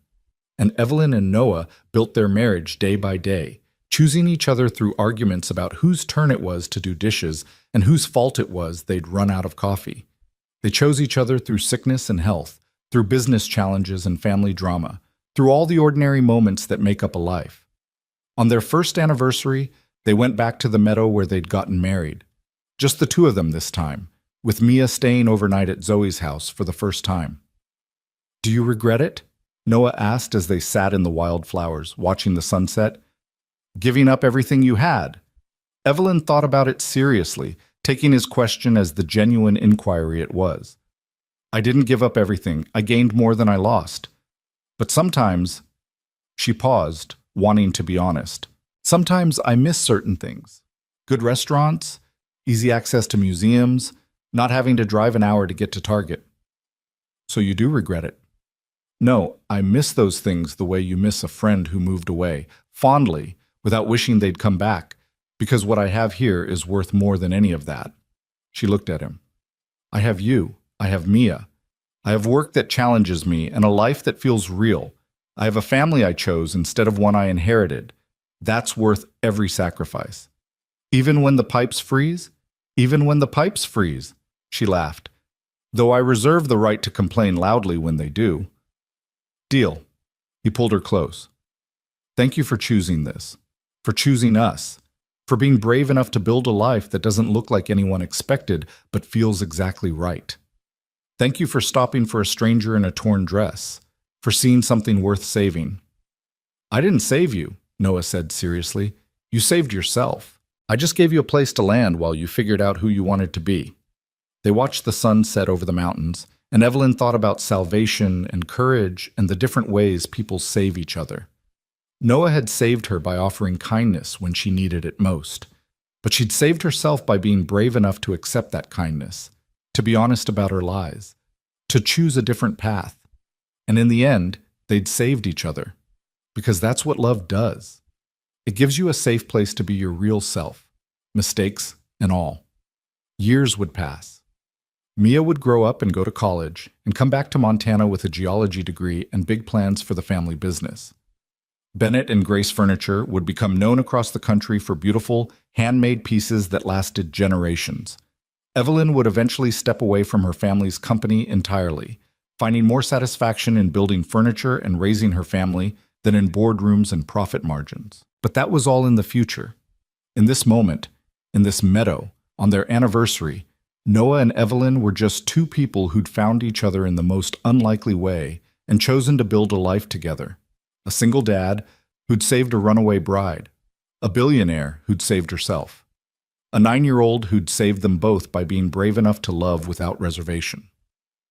3 people who became a family, not through blood or obligation, but through choice and courage and love. And in the end, that was the only thing that mattered.